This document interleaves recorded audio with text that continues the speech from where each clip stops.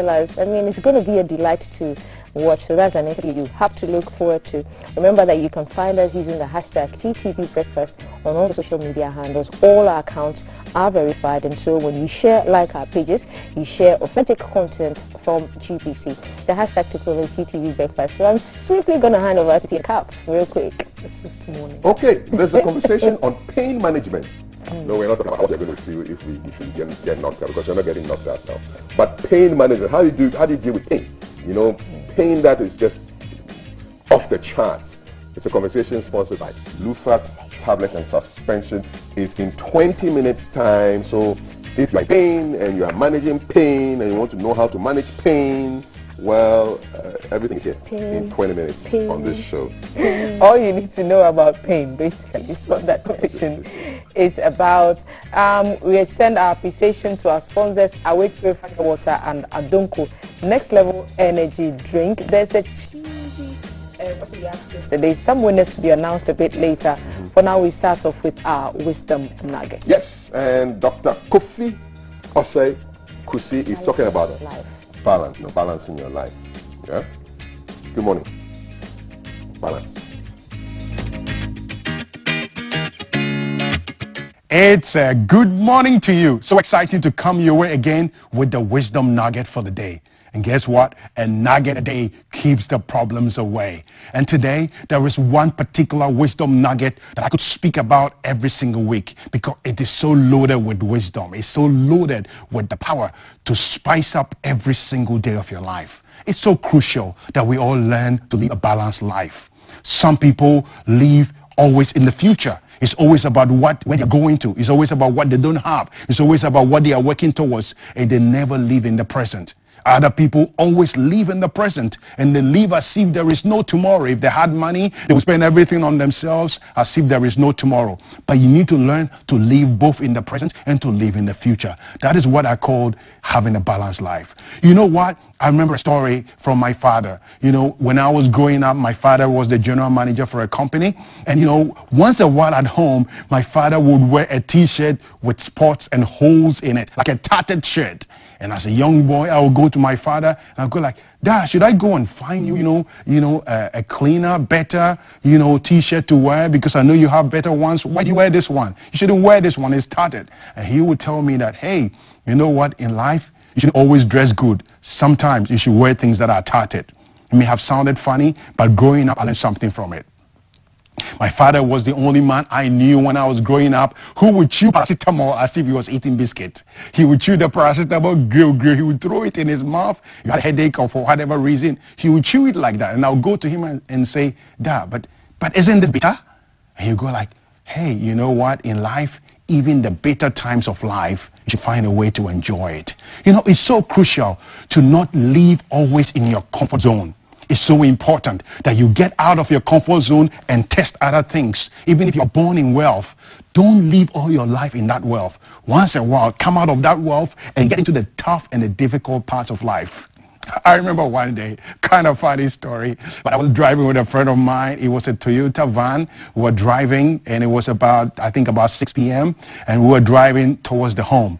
And as we got around Atomic Junction in Accra, there were a lot of people standing by the roadside looking for a car to go home. When my friend was like, hey, Kofi, why don't we pick passengers? Because it was a van with seats at the back. I'm like, okay, no worries. Maybe I'm going to be the mate. You know what? I got out of the front seat, I went to the back seat, and I was the mate for the car. And people started boarding, and people were really looking at me. I don't know how I was looking, but they kind of thought I didn't look like a mate. And people was like, are you sure you are the mate? I said, I'm the mate. So they sat inside, and I'm shouting, Papa, Papa, man, Papa, I'm doing all the bus stops and everything.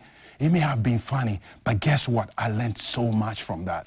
I remember one day, I don't remember where my car was, but if you're like me and you're always driving every time, maybe you hardly take trotro or you hardly take a taxi and that sort of thing, we are missing out on so many things. But one day, I don't remember where my car was, but I had to take an Uber.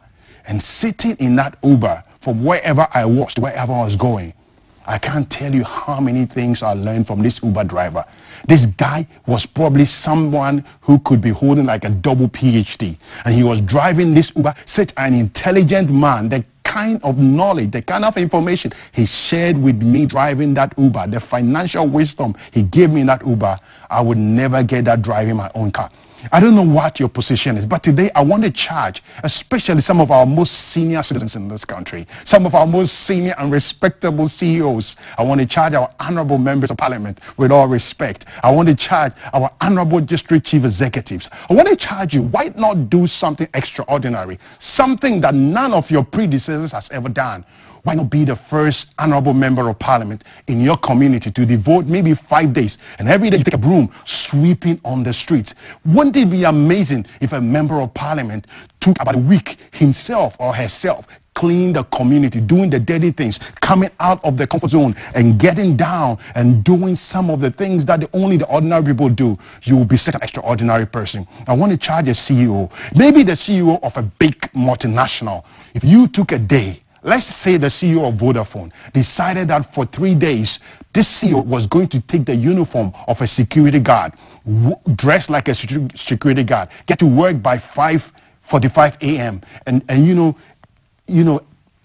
receive people into their offices, just the way a security guard will act. Imagine for those 3 days, for those 5 days, what incredible amount of knowledge, what incredible lessons, what incredible insight you will gain just by being one of, in quotes, the lowest person in the organization.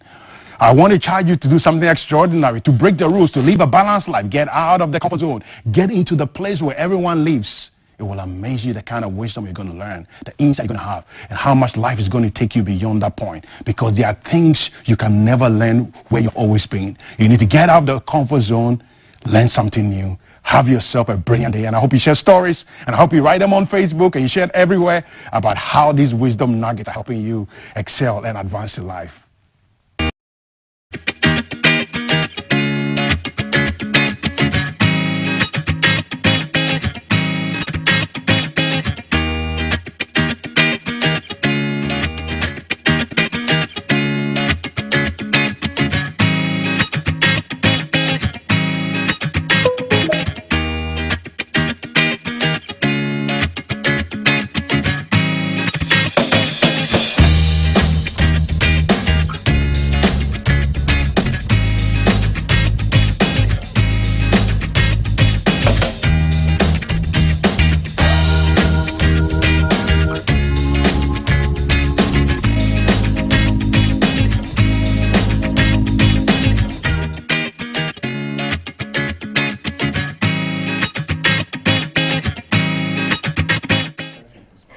Thanks for staying on. It's still breakfast on GTV.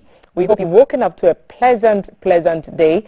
We're looking into our social media trends, and as we're all following AFCON, remember Ghana is playing Gabon tomorrow in their second encounter at the AFCON tournament. Yesterday, some matches were played, and it was controversy in the encounter between Mali and Tunisia, as the referee made a few decisions that some felt were questionable. So Kaf was referring to it earlier, that he had awarded 2 penalties in the game. The Tunisian side missed their penalty. Mali, of course, the Eagles won 3 points from that penalty kick. 85 minutes into the game, referee stopped and said the match over. Then they said, oh no, you still have time. Mistake, there's still time. Then he said, okay, yeah, actually, water break, minus, plus, added. Another few minutes were added. And then he blew the whistle again. And everybody was just confused. So here are highlights of that particular game. That's a red card. A red card in the 88th minute. And everyone, don't you love how footballers always act so Yeah, he didn't really even touch it. It was a fake one. This is a fake red card. He didn't touch it. All the angles. Did we consult VAR on this? I was listening to this on commentary, so I didn't see the scenes. I just heard what the most popular man in Africa right now. He's a World Cup referee. This is when he ended the game at 85. Okay, and then they reminded him that Mamasa, you didn't take part. And everybody, look how everyone is throwing their arms up in the air. Yeah. Oh, okay, no problem. He ended the game at 89-45. Continue. End of game. His name is Gianni Sikazwe. He's a FIFA referee. He was one of the referees for the 2015 So the Tunisian side rushing to the pitch to let him know show that no, there's still time. I don't know how much time. Look at the fourth referee grabbing his board, doesn't know exactly what to do with it. So reactions from Twitter versus Mali, VAR review for a penalty given and it was missed. Referee blows for full time on 85 minutes. Play does restart. A player is sent off. VAR tells the ref it's not a red. Ref rejects the red card review. It was never a red card. Yes. And the ref blows for full time on 89.40 seconds. Chaos. Yeah. So they had to escort him to pitch. Zambian referee, CAF's favorite referee this morning, Zani Zikawe, had to be escorted off the pitch by security after he first blew the full-time whistle in the 85th minute during Mali and Tunisia's game. He then blew the whistle again at 89.48 minutes with no stoppage time. And everyone just kept trooping. Everyone just ran onto the pitch and wanted to have a word with the ref there. But I think just that mistake of not accounting for the water break is what messed things up. Charlie, trust in God but lock your car. You must always be checking. Oh, Charlie is serious, and he's a good. Yes, he's a FIFA so he has a good record so far. He officiated in 2016 World Cup, you know.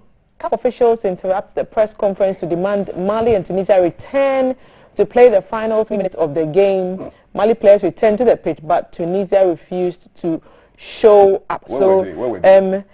Later, I heard the coach in an interview say they were taking an ice water break or an ice water bath. Oh, okay, all right. So it will take them, I've been told, about 20 or so minutes to warm up again to get back on the pitch to finish They're not ready to play the game because by the rules, if something like this happens, you're supposed to come back and finish the game. Okay. Why did they go into the ice bath? Does Tunisia have the right to ask for a replay based on this? Well, that is what was going to happen when the referee called for the game to come back, so that they will come back to play the remainder of the game. That's what you're supposed to do. Mind you, the ref ended the game at 89.48. Yes. It was CAF after the players had gone into the tunnel and they were into the press conference who asked that they come back to finish the rest of the minutes. Maybe CAF Mali showed up, but maybe CAF was too slow. They Tunisia did it faster, and they should have gotten this game concluded if there was 5 minutes of time added on. Come and play the 5 minutes. Tunisia cannot try and smuggle their way in and get the game played again. So, is there a possibility of a rematch of the whole game? That's what I'm asking. That can Tunisia ask for? Just what was left. You can't play the whole game. So what? The two sides are going to come and play how many minutes? Maybe 5 minutes. Well, that's what the referee called them for. I don't see that happening. But let's. What do you mean you can't see that? Let's see. The referee called the people to come and play. No, but that's done. But that's done. To ask for a replay of 5 minutes of a game is what I'm saying. I don't see happening. A replay of a 5 minutes. Yes. So no, it's over. Perhaps it's over. join the more professional, the more analysis team on GTV Sports Plus. Follow them on Twitter at my GTV Sports Plus, and then perhaps they may explain a bit more of the technicalities of what that decision means for the game between Mali and Tunisia.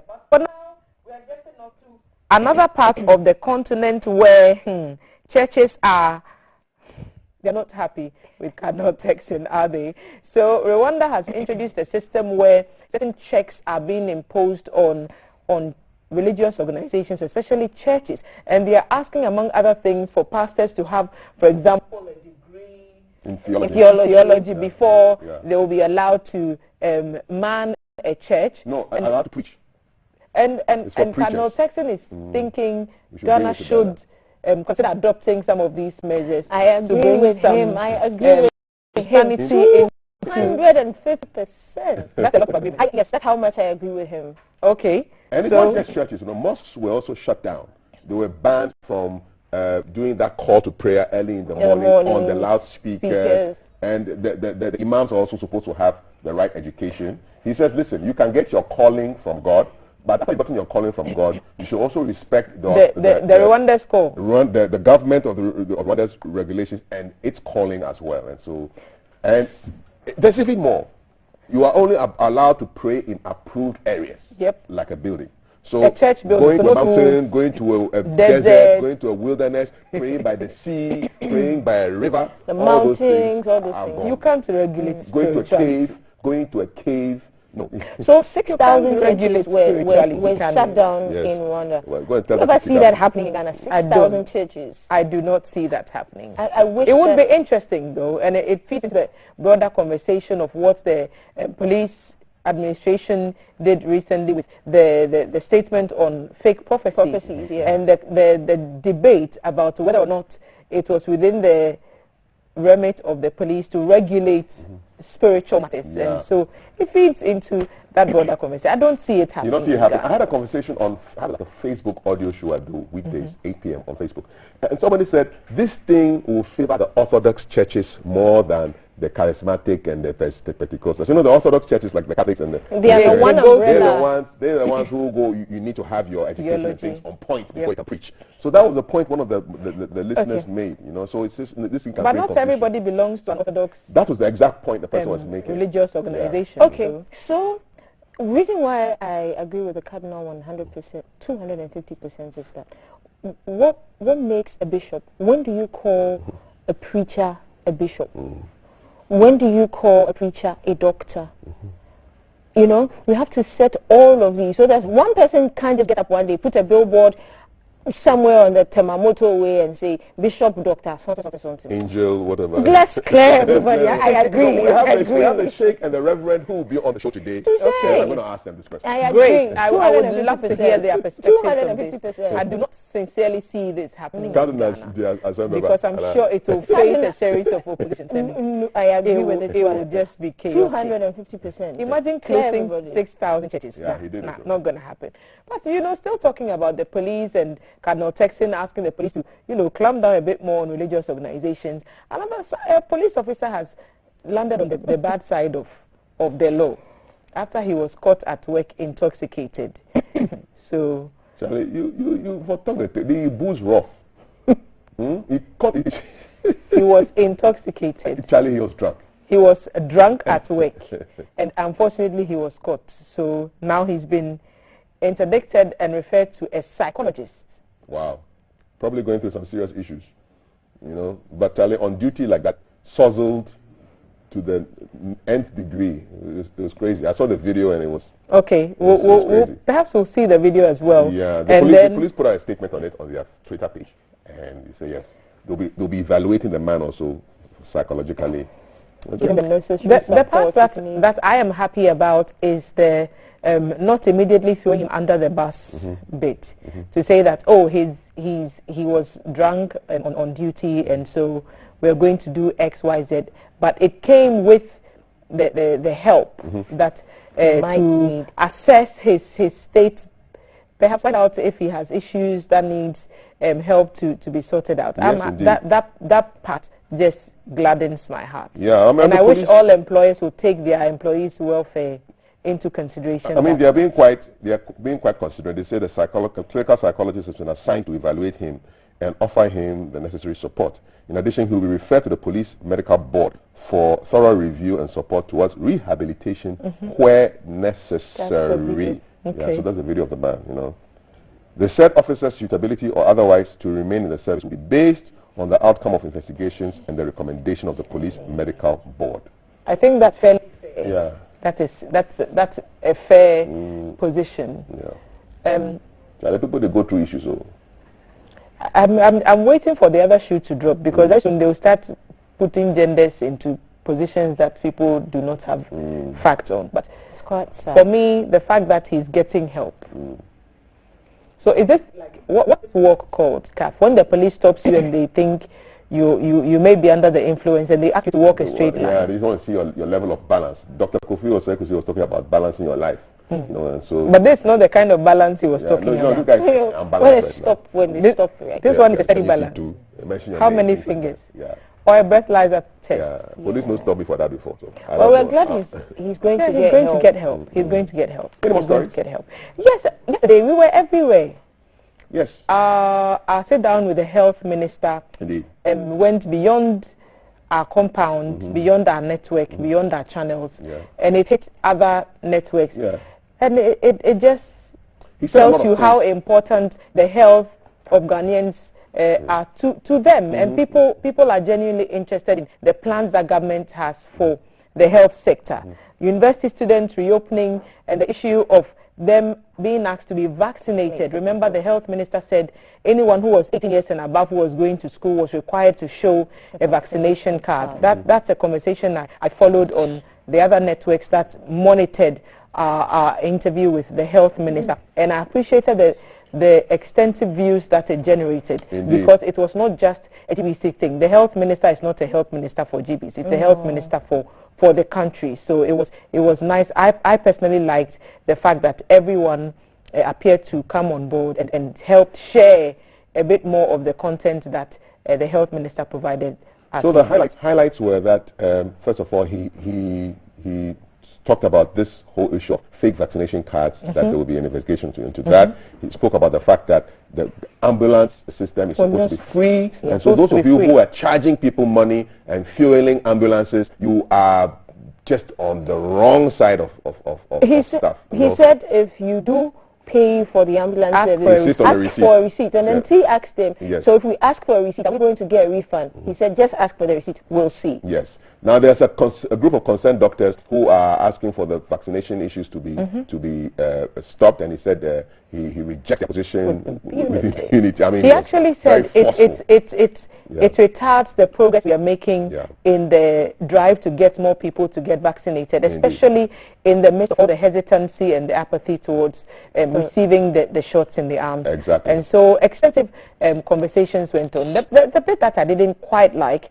was the fact that professionally you are supposed to use a piece of information and credit the source of the information. I mean, it's a professional thing to do. In an interview in Accra, way. Just yours truly, because I mean we've used videos and images from other TV stations, other networks, even online networks, and we always credit them. And so Pulse just went there and said in Pulse TV, Pulse Ghana, we've used your video so many times, and we always say we credit you and say Pulse Ghana. So come on, an interview in Accra. Where in Accra? More fire. So just where in Accra? Right. We all day inside together. Okay. At least those who said in an interview with GBC, it's sort of like spinning the blow a little bit, but it's like GBC has multiple channels, TV, radio, online. Remind them, hashtag GTV breakfast. Hashtag to follow, like Valerie always says, it's GTV breakfast. If you want to source us properly. Well, we love you. We are in this together. Make flex small. Today the education minister is coming. Let's do it again. Today the education minister is coming. Let's do it again. Okay, everything that he says,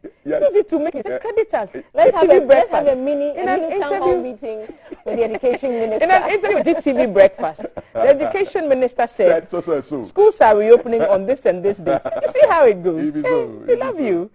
But Charlie, massive love in the industry. And thanks to our viewers also, because a lot of their questions were answered by the minister. Timely questions. And they made news. Timely questions. Good. Whilst people were answering questions, people were also answering cheesy questions. Okay. So yesterday we asked a question about how many matches were being played in AFCON 2021, which is being played in 2022, and the answer we were looking for is 52 matches. So if you did not say 52 and you did not say it quickly enough, then you are not in this list that I'm about to read. But for the fastest fingers who got the correct answers first, Joseph Indenaba Azuga from Garu, Bernard Nambe and Michael Sunny Nubepor from Roman Ridge. Yes.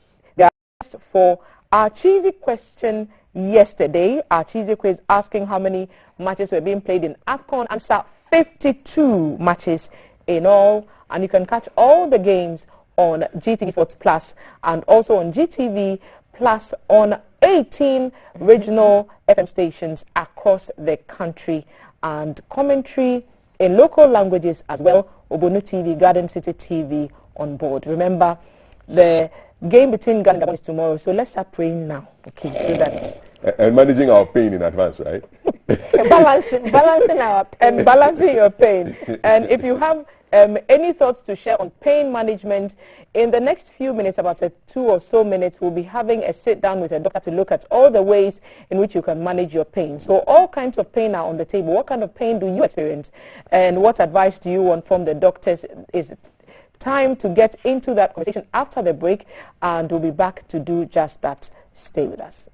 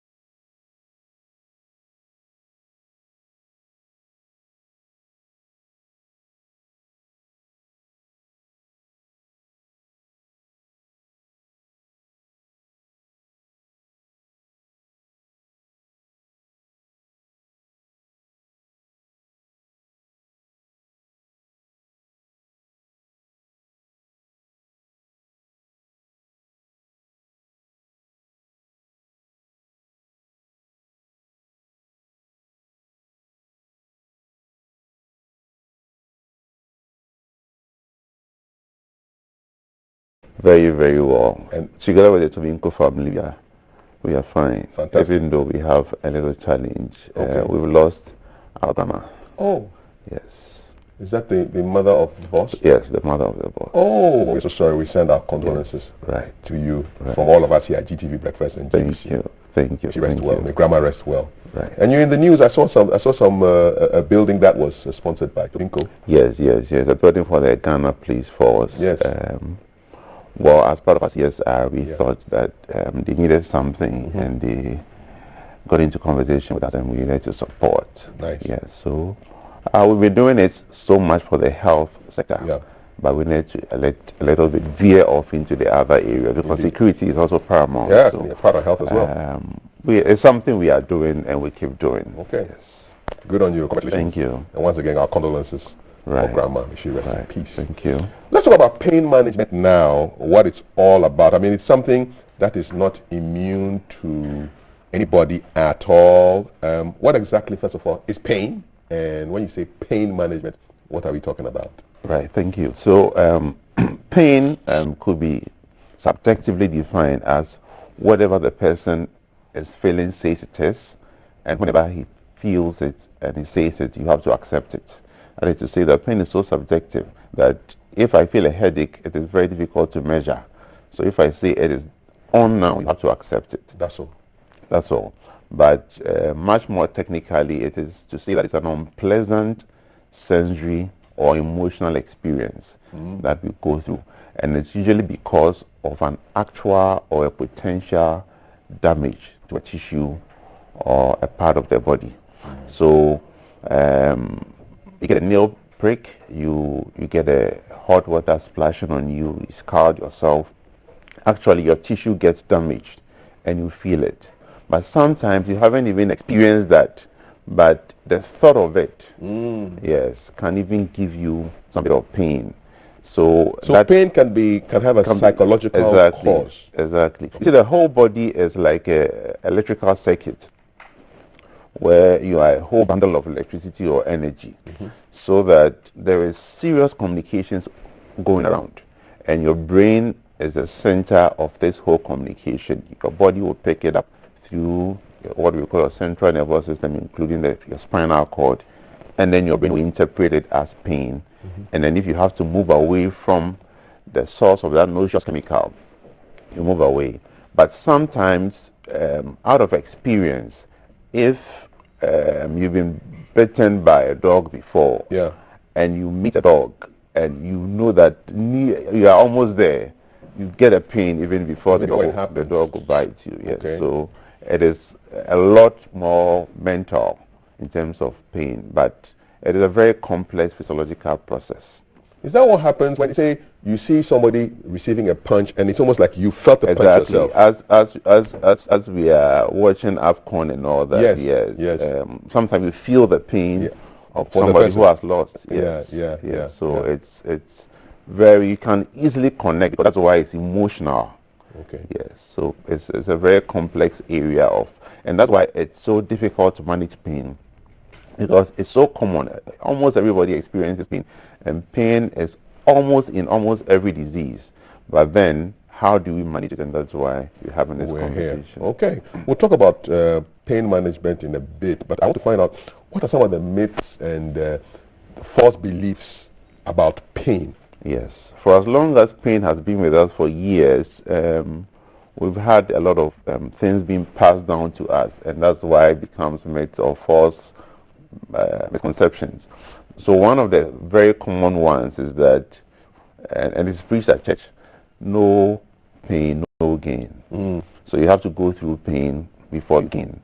It sits well in a certain context, but talking medically, if you say that, then it means that you are willing and prepared to stretch your body and cause so much. And it's usually the athletes, the weekend athletes, who do that. Okay, so I'm going for jogging, and I need to go through pain so that, yes, my weight will go down or my muscles will build up.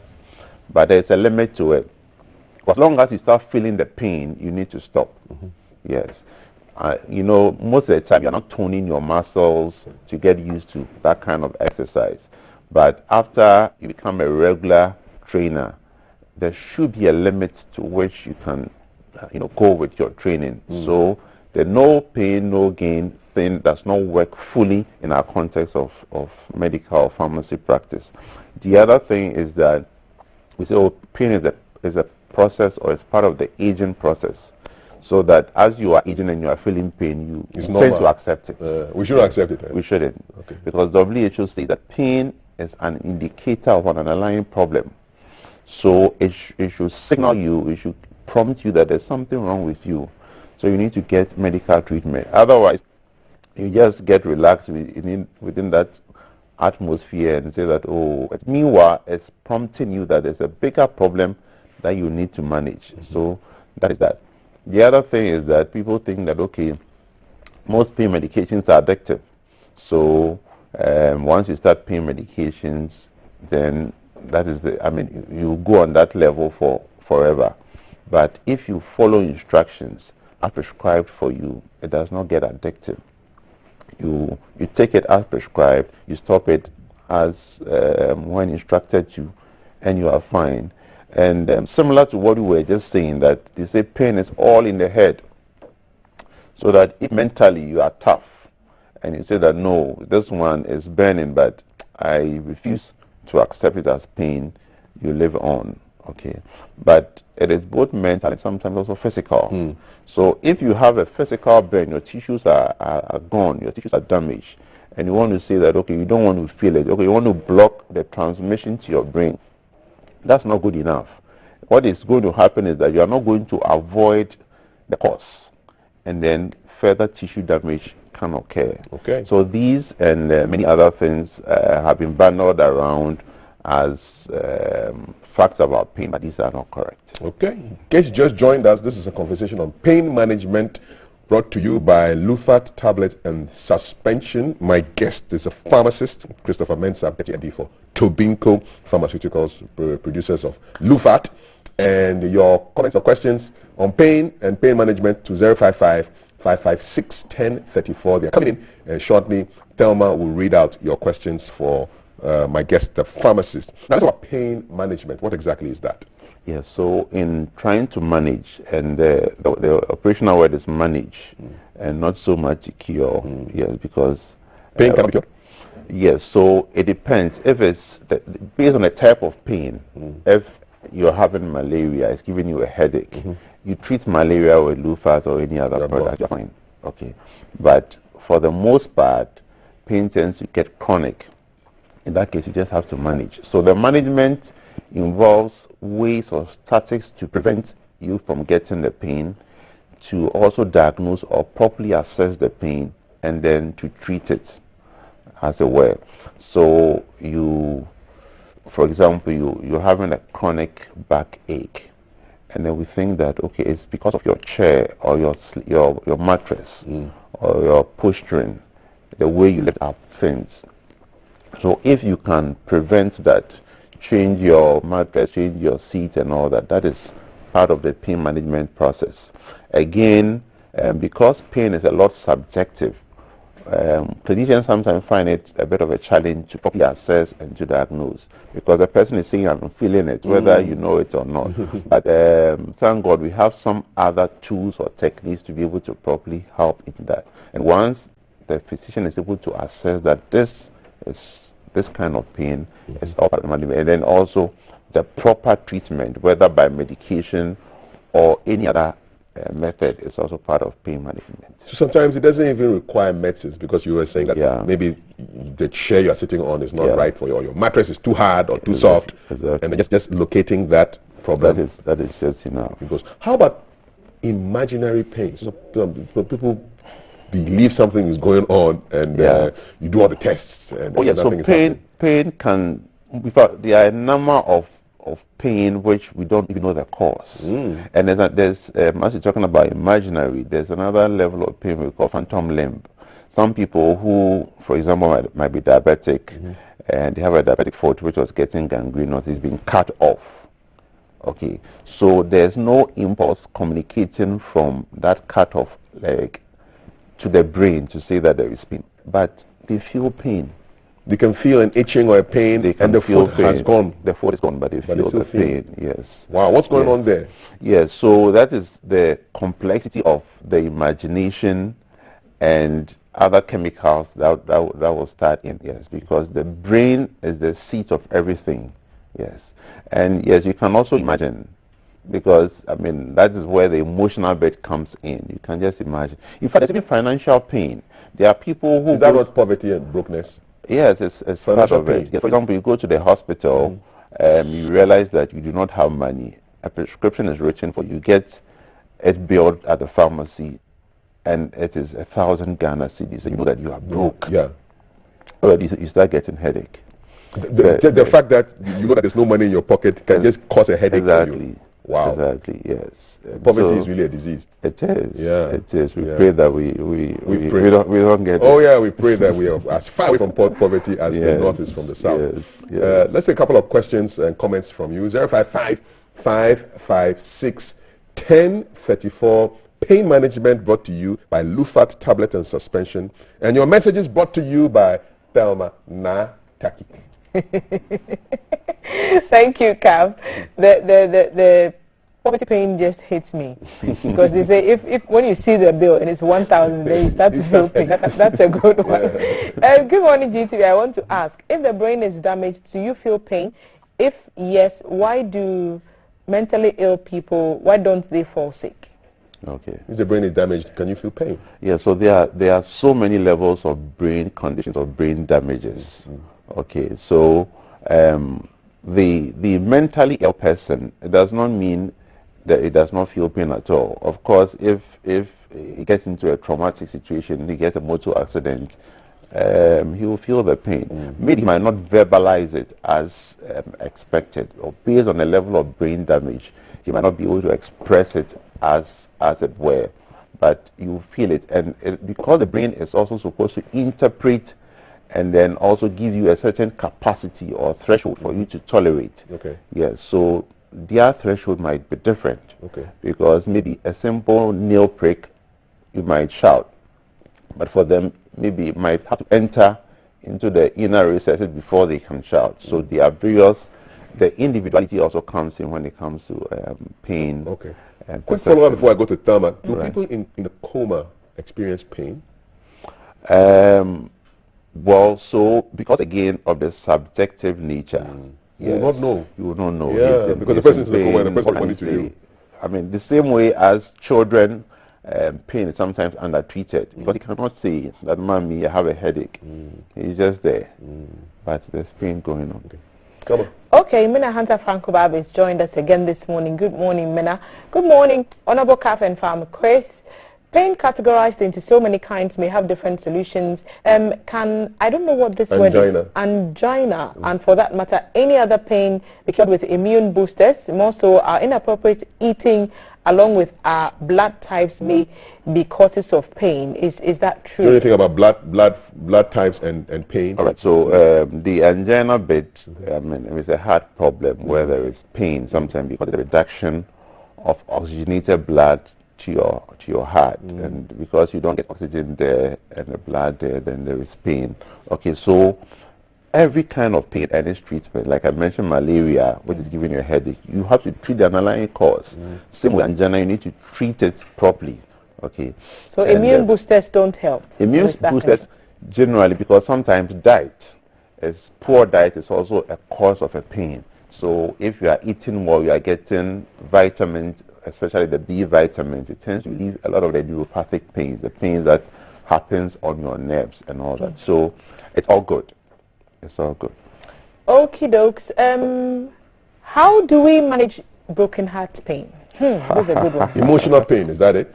Exactly. So we have clinical psychologists around that, and then so that one is the not a church setting. parameter. Sorry? It's not a matter for paracetamol. No. I mean, it is emotional. So you need to be spoken to. You need to be encouraged. That's where counselors of church, pastors come in, and all that. Pastors. Wow. Broken heart pain. Don't be small. Pain management. Good morning, Kapu. I want to know, anytime I walk for long, I feel pains. What should I do? Right. So it depends again on the age of this person, the exercise capacity of this person. So I would say that he should report for proper assessment at the clinic. Okay. Yes, yes. More questions. Can your guest give me some pain management tips? I have an upper back and waist pain, which I believe developed through school and work from constant and long periods of sitting. I recently had an x-ray because I thought something was wrong with my spine, but the x-ray was fine. It didn't show any issues, but this person still has upper back and waist It's pain. a serious consultation request. Right. So it's good that it turns out that he or she feels he knows the cause of the problem. Self-diagnosis. Sitting down, eh? The long sitting and the school and all that. And the difficulty is that it has become chronic in a sense that it has moved from being short-term acute, where you can just manage with the paracetamols and the others, because maybe a nerve got damaged or something happened. And usually, first of all, you need to prevent further exposure to such situations. If, for example, you lift things from the floor and you do not push yourself properly, every time you are going to infuriate that kind of nerve issue. So you need to properly lift things. You need to change your sitting, your posturing. If you are overweight, you need to work to reduce weight. You need to diet properly, have some level of exercise and all that. All these things are there. But again, beyond these, there are medications there that when we call it a breakthrough pain, when it goes beyond that limit, then you can take a pain medication. So the breakthrough is the point where you feel the pain is uncontrollable. Yes. And yes. So you are doing something, and then you think that, okay, now because I'm exercising, because I'm reducing weight, because I'm doing all these other interventions, the pain is manageable. Okay. Then one time, all of a sudden, you get a big pain effect. Then you need to manage that one. So that is a breakthrough. Because we're talking about back pains, there are many people who use deep freeze and deep heat to treat pains, especially of the back and the joints. Is that an advisable practice? So heat and cold compresses are part of pain management tactics. In fact, the ordinary pepper that we eat has a way of also even managing pain, and it's in some medications. So if you have headache, you can just eat banku keshito. Pepper can manage pain. Yeah, so you. Pepper the painkiller. Go figure. It gives me pain. Oh wow! So most of the things that we rub in as ointments and all that, it has pepper inside. A chemical we call capsaicin. That is pepper. Capsaicin. Okay, yes, that is the chemical in pepper. Pepper them. Someone is reporting an accident on the motorway. I'm hoping that someone will pick this up and then they can help, because that would cause massive traffic. It's not the subject that we are discussing, so I'll just get back to the substantive issue. Good morning, Kath, Thelma, and Valerie. And guest, in my teens, I had chronic migraine headaches, which were awful. Our family doctor prescribed a medication which I took every day. My brother-in-law, who is a doctor, came on holiday from the UK, asked me to stop taking them at once because it prescribed for mentally ill patients. I had a lab test and then found I was allergic to pungent smells in certain foods. It's all ended now by God's grace. So allergies and pain. Exactly. Allergies can cause pain. Exactly. Exactly. I mean, people who have chronic sinusitis, chronic cold and all that with headache, they get exposed to pollen, some scents or sprays, and then it comes on and like that. So that's why the prevention, if you know the cause and you can avoid it, it's always better. So but quickly on migraines and treatment for mental health patients. Yes. So is that a common practice? Is that routine? So you know there are a lot of when it comes to pain medication, we have the traditional pain medication, we call the NSAIDs and the other non-NSAIDs or the opioids. And opioids, I don't want to go there, but some of the really abused ones, like tramadol, let me go there because it's known. Yeah. So tramadol, you know the side effects of giving mental issues and all that. But hallucinations, yes, etc. again, so because the brain is the seat of attention when we are talking about pain medication, some of the medicines that you might find in psychiatry might also offer some pain relief. So it might be one of these medicines that the family doctor might have written, and I do not think that it is just okay to rubbish that and say no, whatever he's doing is wrong, because they are products for epilepsy or epileptic fits, which are good for chronic pain. Okay, for example, carbamazepine and all that. So if you see somebody taking that, you say, hey, you have epilepsy. No, but he's treating pain. So we need to be very careful when we are passing judgment. Because some medicines have other uses apart Exactly. from the conditions that we may know them for. I'm trying to see. Good morning, Captain the team. Good morning to you too. What's Bob Charles saying? That's a long one. The short way to ensure your message does not get read is to put it in a long format like that. We like to keep it short and simple. Okay, I think that will be all for the messages. Kaf, I'll hand it over back to you. Someone is calling Valerie a very interesting name. Thank you very much. Thanks, Thelma. And before we wrap up, there was a question about pain during and after sex. Yeah. How does one manage that, or what's the cause of that? Okay, so this periuria, that is, it's usually because of infections. Yeah, so most of the sexually transmitted infections can cause that. Yeah, so again, infection can give you pain. So you need to treat the infection and not with a pain medication directly, like a painkiller and all that. So once you treat the infection, sometimes there's an inflammation. The infection will cause tissue inflammation, and once there is a contact, then the pain will be there. So manage the infection. See a gynecologist. Okay. Manage the infection. It could also be on the male side as well. The pain could come from either the man or the woman. It's usually on the female side. On the female side. Why is that? Well, you know, the female tract is a lot more complex as a receiver than the man side. Yes, and once you are receiving, some infections might even take long before it manifests in one sex than the other, because of the differences in the complexity of the how God has actually formed it. Yes, so you see a lot of infections in women which might not appear. For example, one common issue of candidiasis or whites, which we see a lot in females, is not common in males. But men can get candidiasis? We call balanitis.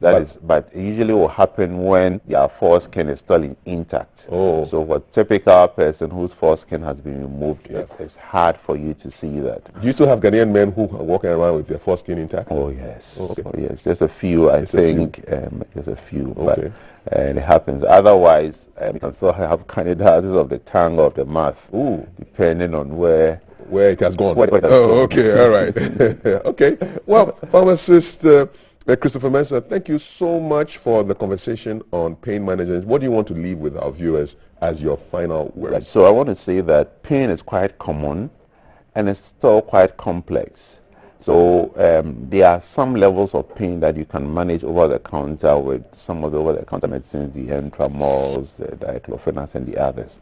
But if you take and you are not well in a space of about 3 days or so, please consult your pharmacist or your doctor for the proper pain assessment, and then because usually it's a multimodal or multidisciplinary approach. You might need some medicines, you might need some exercise, you might need some counseling and all that, so that you can come out well, very good and healthy. All right, thank you very much. And tomorrow Ghana plays Gabon in the AFCON. We pray for a good result, but in the event that we don't do well, what would you advise for those who go into pain and shock? Well, I want to be so optimistic here and say that we are winning at all costs. So don't take a pain medication ahead of the match.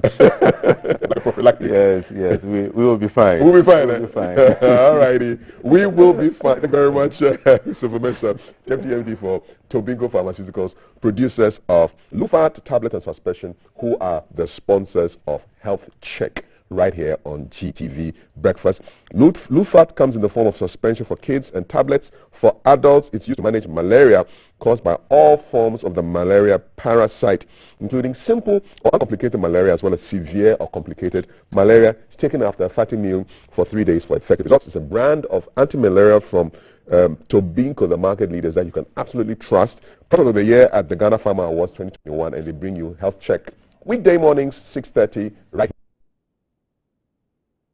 Big sit down that Thelma will be having with the Honorable Minister for Education, Dr. Yao Educhum, MP, and he'll be looking at all issues to do with education, the reforms, the length of the school calendar, when are the public schools opening, for example, what's the state of infrastructure, issues of teaching and learning, materials. All your questions on Ghana's Education Service, send them to 055-556-1034. Today is the 13th of January, saying good morning and happy birthday to Mr. Koku Anyidoho of the NDC, as well as Mr. Kofi Archidako.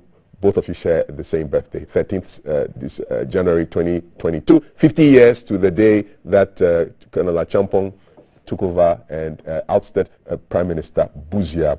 It's just gone 7. It's 7:05. You're watching GTV Breakfast. Headlines in a short while. Don't go anywhere.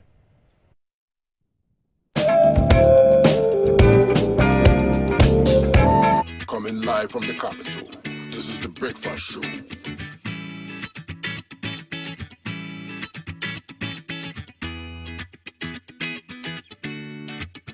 Morning, my neighbor. Good morning. Good morning, everyone. Good morning. It's a good morning, and we serve you breakfast. Not just any breakfast. Sizzling healthy. Yeah,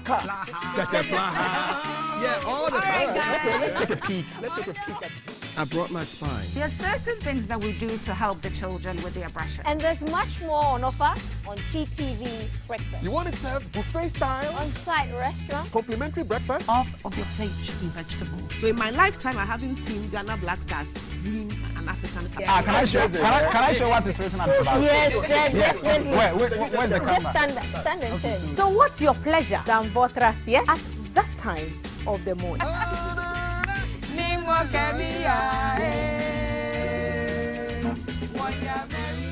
So never skip breakfast. On GTV Breakfast. From Monday to Friday at 6 a.m. We've got you covered with a trusted team.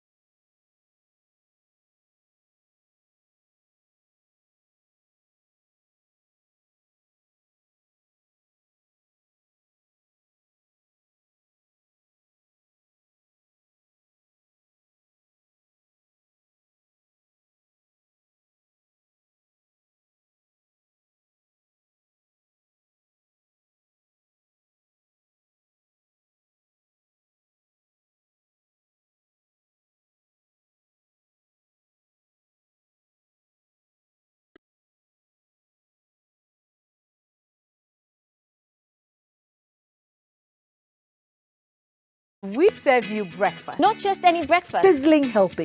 And there's much more on offer on GTV Breakfast. So what's your pleasure than Vothras here at that time of the morning? You want it served buffet style, complimentary breakfast, On-site restaurant, or room service? we've got you covered. From Monday to Friday at 6 a.m. With a trusted team. So never skip breakfast. On GTV Breakfast.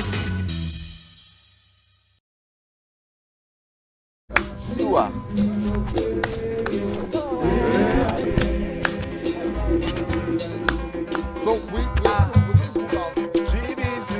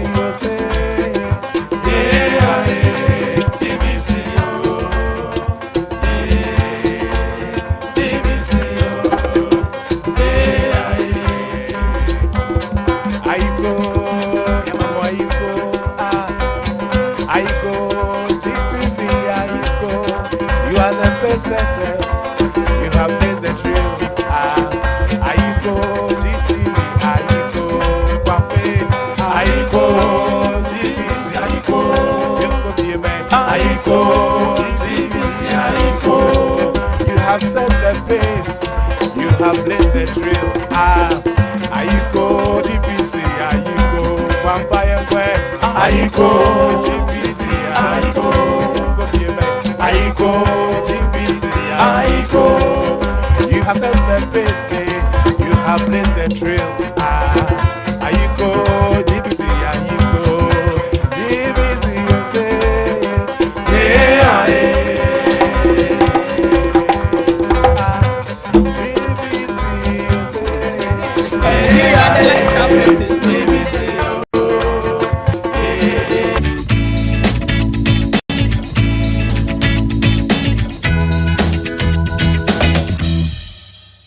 Hi, good morning, and this is GTV Breakfast. In case you just joined us, you've missed 1 hour and 12 minutes. But no worries, there's a lot ahead. We've got the Honorable Minister for Education, who's going to be our special guest for an exclusive interview on the educational system. And I'm sure my guests on Headlines will be very interested in what he has to say with the background that they have of academics and teaching.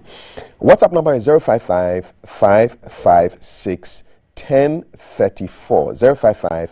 055-556-1034 is the number to get through to us.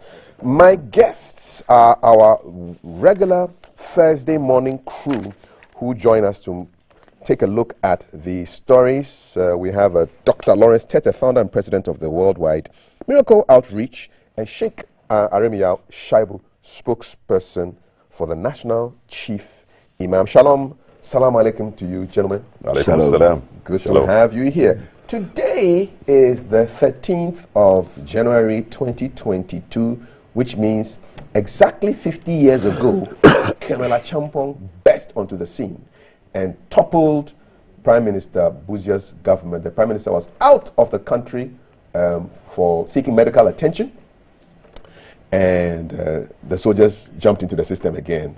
I just want us to throw back a little bit to what happened. So this is Colonel Champong about to give his address. Let's listen to him and hear what he had to say as a justification for the coup. We're going to hear his words right now. Which will rule with advice from certain eminent civilians in the country. I would like to emphasize immediately that this coup was not initiated by the armed forces merely to satisfy our selfish ends.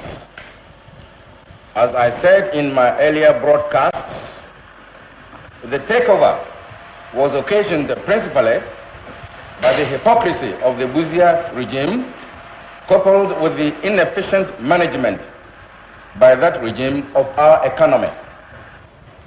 The malpractices which existed before the 1966 coup are still with us, and there was no prospect of seeing an end of them.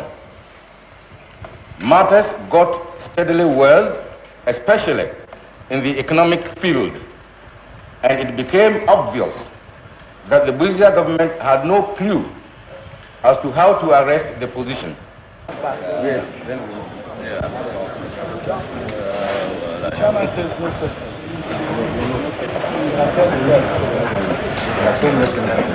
In simple terms, we are almost like a nation at war without an external enemy. The National Redemption Council has therefore... Okay, so that was the National Redemption Council, headed by Colonel Achompong, giving a justification for the coup that happened 50 years ago to this day. Now, what did Prime Minister Busia have to say about the events of 13th January 1972? Let's take it back. Today is Throwback Thursday. Let's take it all the way back to 50 years ago, and let's hear what he had to say. And then I'll get comments from my guests. I am the elected head of the government of Ghana. There has not been an election. There has only been an adventure by a small band of the military people stationed in Accra. Your information at the moment then is that this coup has not been successful? My information is that the coup hasn't got nationwide support.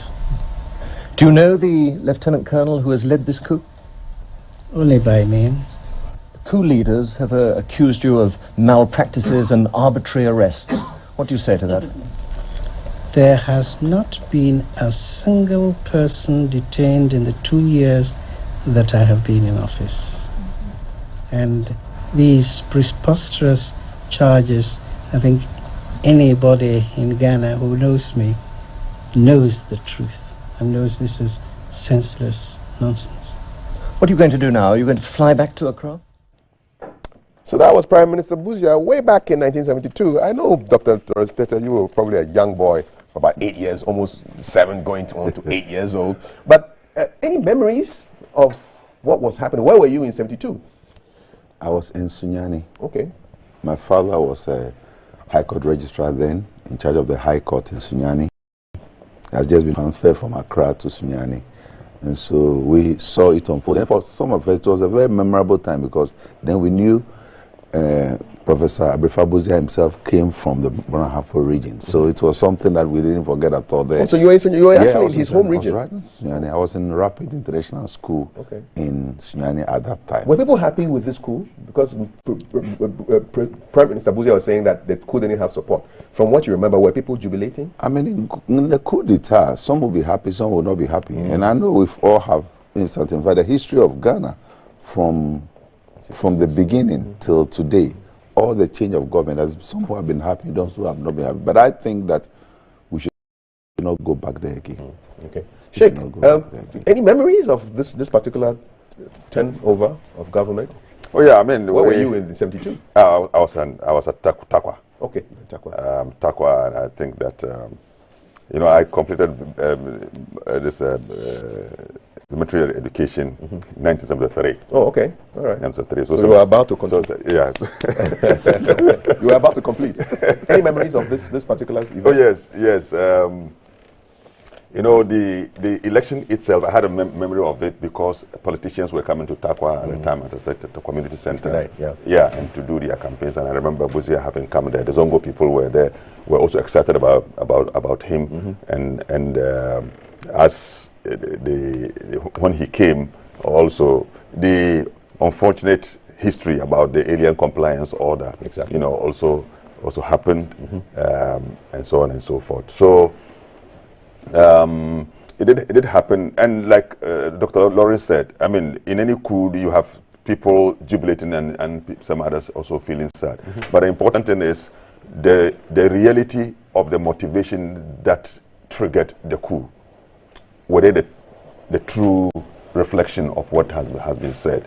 How do we describe, for example, if you describe that the government, the hypocrisy, for example, hypocrisy is a word. So what did they mean by that hypocrisy is something that we need to interrogate. What was the global economic reality of the time that was being managed at a national level? Like if we take the current situation in which we are, about, let's say, 10 years, till now, as a country, you can say clearly that we have not been in total control of our economy because there are other external forces that have been coming. So were those factors also prevalent during that time? So could we say it was a really justified a coup? And thirdly, I think that these memories gives us some sadness because it drew our journey into democracy backwards. And there's no way we can really glorify, for whatever reasons, there's no way we can glorify any coup d'etat in this country. That's my view. I mean, people may disagree with me. Yes, yeah, because it is our experimentation of our democracy. So if you take from 1992 or 93 to this time, if any military adventure had taken place within this period, our democracy would have been drawn back decades back. But our resilience and patience and trying to experiment and construct our democracy is where that which has brought us to this level. We may not be in the best of conditions, all right, but the fact is that we are making progress gradually. And I think that as we continue like that, it will help us.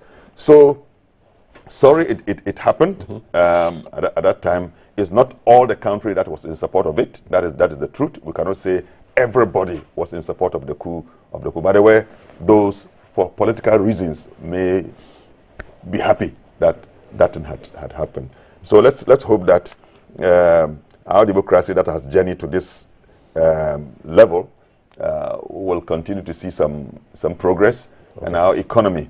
Because look, every coup d'etat that had taken place in this country, the reasons that has been associated with or enunciated by the actors, corruption. Yeah, they always say it. They always say it. But even in their regime, we have not seen the total elimination of corruption. All right. Okay. Thank you so much for your introductory comments. So today is the 50th anniversary of the overthrow of the Second Republic government headed by Prime Minister Buzia. Of course, we had a ceremonial president in the person of the father of the current president of the nation. So a little bit of history for you on Throwback Thursday. These are our headlines in today's papers. Daily Graphic: equipping students with 21st century skills. STEM project takes off. Our services are free, says National Ambulance Service. Accept 7% salary increment. Fair wages appeals to workers. And MP for North Tone sets up ambulance fund. Ghanaian Times: almost 3,000 people die in road crashes in 2021. Minister constitutes task force to reclaim parks and gardens lands. Subscribers appeal for extension of SIM card registration deadline. Academic calendar out this week, says Ministry of Education. And beneficiaries laud SNIT for pension increments. The Independent says controversy over mandatory COVID-19 vaccine. Government snubs doctors, says mandatory vaccination policy is non-negotiable. And the Finder leads with no need to extend retirement age to 65. A labor analyst telling SNIT. So SNIT, the Social Security and National Insurance Trust, the Director General is calling for a conversation amongst the government, labor and SNIT with a view to extending the retirement age from 60 to 65. I did a program on social media yesterday, and young people were livid. They were so angry. It was like, if I were there, they would have just boxed me. They said, what is the meaning of this? How do you want to extend retirement from 60 to 65? Sheikh, since you are on retirement, let me start with you. And SNIT is saying that extending it from 60 to 65 will bring in more money because more people will be working. There'll be more money to run the fund. And people are even living longer anyway. So the capacity to work will increase with the times we are in. Would you have liked to work to 65 and then go on retirement? Well, the reality that I know about is that people reach 60 years at the age of compulsory retirement and they ask for extensions. And our system occasionally also will grant the extension. Probably that is the reality which is being now considered now. I retired at age 60. I'm still strong. Yes. Mentally vital. Yes. I mean, to be able to undertake anything and so on and so forth. But by our system, I needed to back out for another person. Yeah, you see, for any such policies, for me, there is a wisdom, there's a purpose why we do so. Some are saying that, look, you've worked within the government system for, you've acquired so much experience. At age 60, you can just shift into some other areas where your experiences can be used. You can engage in consultancy, you can engage in other private employments through which you can offer employment for other people who need employment, and then now leave the space now for another person who comes with new ideas, new creativity, new energy, new vision. They say when water stays stagnant for it stinks. It stinks. Yeah. So as I'm saying, young elderly person, let me put it that way. Yes, in other words, there are others who are 80. Yes. My mentor is 102. Exactly. So you are a young elderly man. So I say young elderly man. Yes, I agree.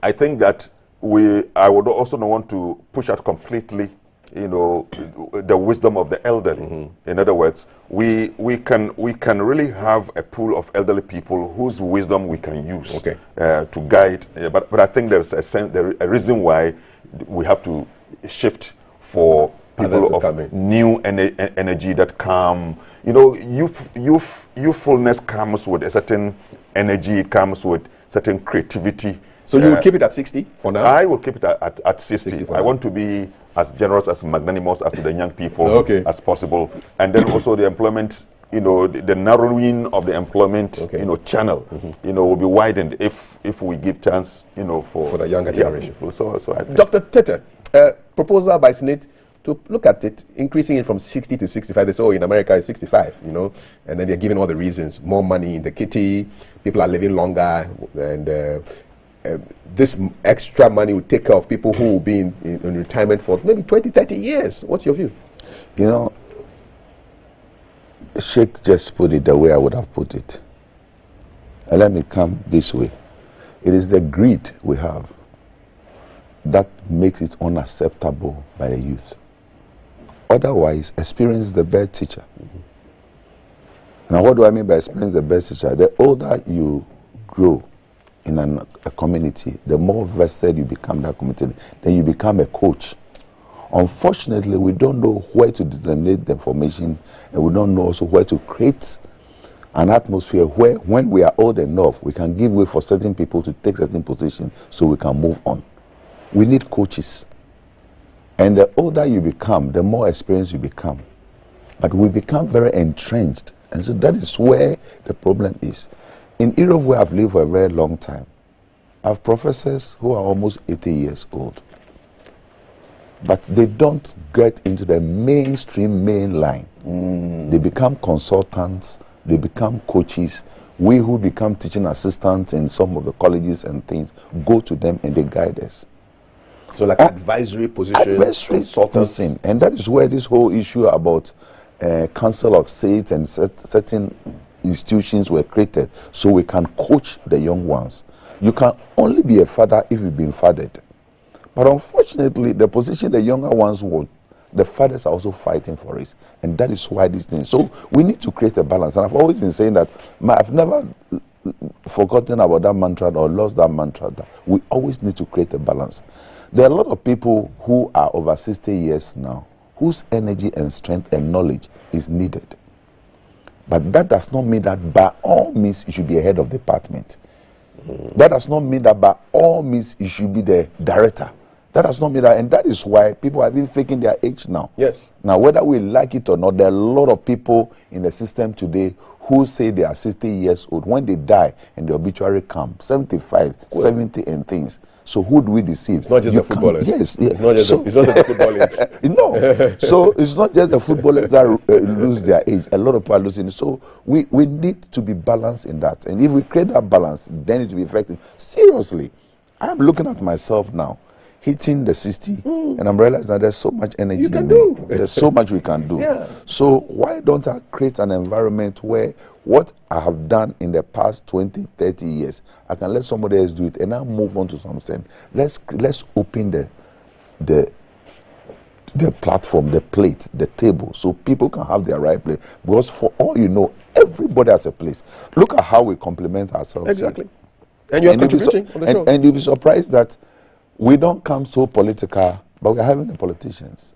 We are making statement that is in the middle. Somebody called me yesterday and said, he knows Sheikh and Lawrence, you are going to be in the middle again. I said, yes, we are in the middle. Yeah, exactly. I'm neither NDC nor MP. Yeah. In fact, why would I put myself in this box at this stage of my life? But we need to be in the middle for that balance to be striking. So it's the same thing. Let us go back to the table. Let's sit collectively. In dialogue, we'll be able to find a place where the 65-year-old will belong, where the 50-year-old will belong, where the 40-year-old will belong. Because there are a lot of people too who are struggling today, very young, who want to take certain positions. They don't have what it takes to handle it. You need to be invested. You need to be informed. You need to be taught. And as I said, you can only be a teacher if you've been taught. You taught. You can only be a teacher if somebody has taught you. So let's create a balance there. But I'm coming back again. Most often than not, all the things we do in our part of the world, we politicize it. And that is where the biggest challenge is. And so the man is getting 70 years old. You know that everybody in the ministry know this gentleman is not that young. And yet, for political alliance sake, he's holding on to certain position. That there are many young men. And that is what has affected most of our institutions. Because people have been appointed to certain places, and so certain government are victim to all these things. They appoint certain people. Look at the way we appoint our security personnel and leaders. It makes the subordinates sometimes. Is that why the appointment of this current IGP brought such a fresh wind in? Because the president appointed a 50-year-old, not somebody who is close to retirement, somebody who has even 10 years very to work. Active, very versatile, very often sometimes I think there's so much exuberance there, but it's all part of it. It's all part of it. We all at some stage who have to go through until settle. So we need people. Otherwise, for a long time, there were younger people who were capable of handling those positions, and then you put an older person, and then you keep extending it, and it becomes very political, and it makes the people disloyal. In order for us to have an enhanced loyalty in our community, we need to get the people who can do it well. And seriously, IGP Dr. Jordan Parry, I mean, he might not be an angel. He'll be making mistakes, of course. He's made a few mistakes too. But who doesn't make mistakes? In the course of it, you see that you have people, older people he can consult. He's got IGP Alasan, he can consult. He's got IGP Kwe, he can consult. All of them. And that will help for him to really come through to what he can do. Okay, so we should still keep the thing at 60? I think we should create a balance. 60. Okay, create a balance. You see, if you keep too many old people in institutions, like in a whole state system, you retard progress.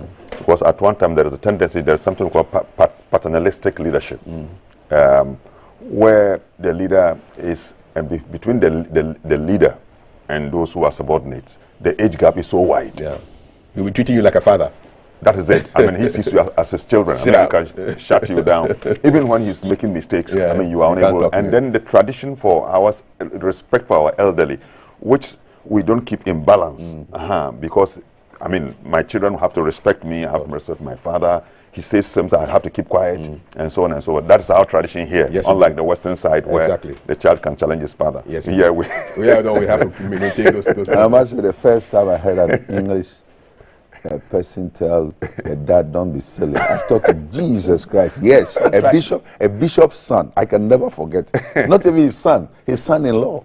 Told the bishop? Yes, Bishop Reed's son-in-law said, Michael, don't be silly. I thought, give that. If you're in Ghana, you'd have been guillotined. Oh, completely. I said, Phil, how dare you? Even mentioning his first name? He said, yes, don't be silly. Yes, don't be silly. His father-in-law, his wife's father. Can you imagine a nephew of you saying, Lawrence, don't be silly? No, if I will. What would you do? We'll sack him, take the bag away and the face. So you realize that you have to come out to realize that certain words are different. In Ghana, if you're a Ghana, you ask somebody, what do you know? It's not a compliment. Yes. What do you know by a Ghana? It's a beginning of a war. It's big. What do you mean? What do you mean? A Ghana asks you, what do you mean? You're in trouble. I will do that. 055-556-1034. And your messages will be coming in. Thelma will be reading them pretty soon. Let me give you a flavor of what the young people are thinking about this particular policy proposal by Senate to increase our retirement age to 65. Harry says they are not thinking about the productive and energetic youth. Akolbiri says they will not succeed with this move. A patient says it won't help the unemployment situation. The old need to exit to create employment opportunities for young ones. Vivian says it even has to be reduced to 50. Hey, that means I'll be on retirement. Reduced to 50 so many can go home and the majority of youth can be employed. The percentage difference between the unemployed and the youth is high. He said they are just misusing the deductions. That's your claim there. Eric says even the 60 years will be reduced, not talk of increasing it. There's a lot of comments from you on Facebook about the proposal of SNIT to have a conversation around increasing the retirement age to 65. What are you saying on WhatsApp? I would like to know. 055-556-1034. Now, we had the Minister of Health here yesterday, and he had a very wide-ranging conversation, touched on many things. He touched on COVID, he touched on the Agenda 111, he talked about the recruitment of health professionals, and then we also spoke about the National Ambulance Service. And there's a story here in today's Daily Graphic, page 16, which says, our services are free, National Ambulance Service. But I know personally that the services are not free because I had an uncle who was ill last year, October. We had to send him from Angloga to Ho for a lab test. And I was told to pay 500 Ghana cedis to fuel the ambulance. And we paid that money and they took him to Ho for the test. Just recently, last week, somebody lost his wife because there was a transfer from Western Region to Kolebu, and the ambulance people demanded 600 cedis. The man was, caught pants down, couldn't find the money. There was a back and forth. The lady developed complications. On the way to Kolebu, she died. So this question was posed to the health minister. He says, listen, you're not supposed to take, you're not supposed to have any money taken from you for the usage of the ambulances. And so there's a development on this story. Graphic today, the National Ambulance Service has assured the public that notwithstanding its operational challenges, including the inadequate supply of oxygen and fuel, its services are absolutely free. It said the public perception that the NAS demanded money or charged patrons was not the policy. Okay, so yeah, I'm glad he's using the words like that because it may not be the policy, but the reality is that people, the drivers are asking for money. And it has happened to me before, so this is what is happening. Why should the National Ambulance Service be lacking in oxygen and fuel? These are two things that are critical. The oxygen for the person who is going to be in that ambulance. Nobody wants to lie in an ambulance. When you're lying in an ambulance, it means something serious is happening. And then the car needs to move. So is it gross mismanagement that we can't have fuel and oxygen for ambulances to take people who are critically ill to the hospital? Sheikh. I mean, any institution that renders service is a service institution. It requires the resources, equipment that are efficient to be able to do their work. Non-supply of such essentials will then truncate the process, and that will lead to the death of a worsening health situations. And we have, and this can be found not in the ambulance system alone, but all the other health delivery, centers, including our hospital. In fact, the biggest of our hospitals, like Kolebu and Komfanochi and Tamale Teaching Hospital and the rest, I mean, do suffer some of this. And then once these things are allowed to happen, in the situation of desperation, people are prepared to pay. For example, if my dad, I can afford, my dad is dying. The ambulance, they are saying that we don't have fuel. My dad is going to die and I think I can pay. I will immediately pay. I will not be worried. I will not also be concerned about the processes, because the processes will be a long process for me. I have to wait for somebody to approve how much fuel should be put in the tank for the driver to be driven, and so on and so forth. And nobody will be prepared also to give me a receipt for anything that I have paid. The processes, are complex as they are, will delay, and that will lead to the worsening of the condition of my old man. So what I will do under the circumstance is to give whatever demand is made. So I think that it's a good question you have raised. The health delivery system needs to be made more efficient, then every resource needed. Now, why do you put in place an ambulance system where you are not there's no fuel? And then oxygen is a vehicle that moves with speed. Now, I mean, every day I got impressed when I hear the wing, meaning that somebody's being carried. I said, look, somebody's life is being saved. Exactly so. I get excited. 50 years, or let's say 30 years back, we never had any system like this. No, taxis. I mean, and if I see in the northern part of the country, a woman who is going to deliver, I mean, she is going to produce life, and she has to lose her life in the process. Right. And she's been put on a motorbike to cross a stream. No. So look, if you are a president and you see this picture, and your moments of relaxation, and you watch this, you can't even relax. You can't relax. The next day you have to call the Minister of Health for the death of a single woman because they're going to produce life, and she has to go through this. So what is the Minister of Health doing? If he needs sacking the minister, so why can't you produce this? So this is the same thing. So if the Minister of Health is listening to us, then he must now check, has it ever happened that our ambulance system got down because we cannot supply fuel? So who was in charge? What was the reality? So if we cannot produce, so what's the use of putting in place the point? Let's just go to our taxis. That is it. Yeah. So I think that this is a major area of concern. It has to do with the health, and in health we save life. Life, me and doctor, from where we are coming from, life is a sacred gift of God. It's given for a purpose. It needs to be preserved, maintained, and protected. And that philosophy is what underpins the creation of Ministry of Health in every country, every single country. So if you put the Minister of Health, and the Minister of Health is unable to save, I mean, simple things like this. So we call on the minister to do some investigation in this system. Exactly. Investigation. Thank you very much, Sheikh. I just want to bring a different dimension to it. Same topic. So if you remember, the boss of the National Ambulance Service says the policy is that they don't take money.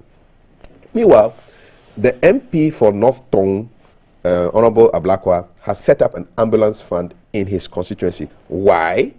The fund is supposed to support vulnerable patients who cannot afford the 384 CD bill to be transported outside the region for emergency medical care.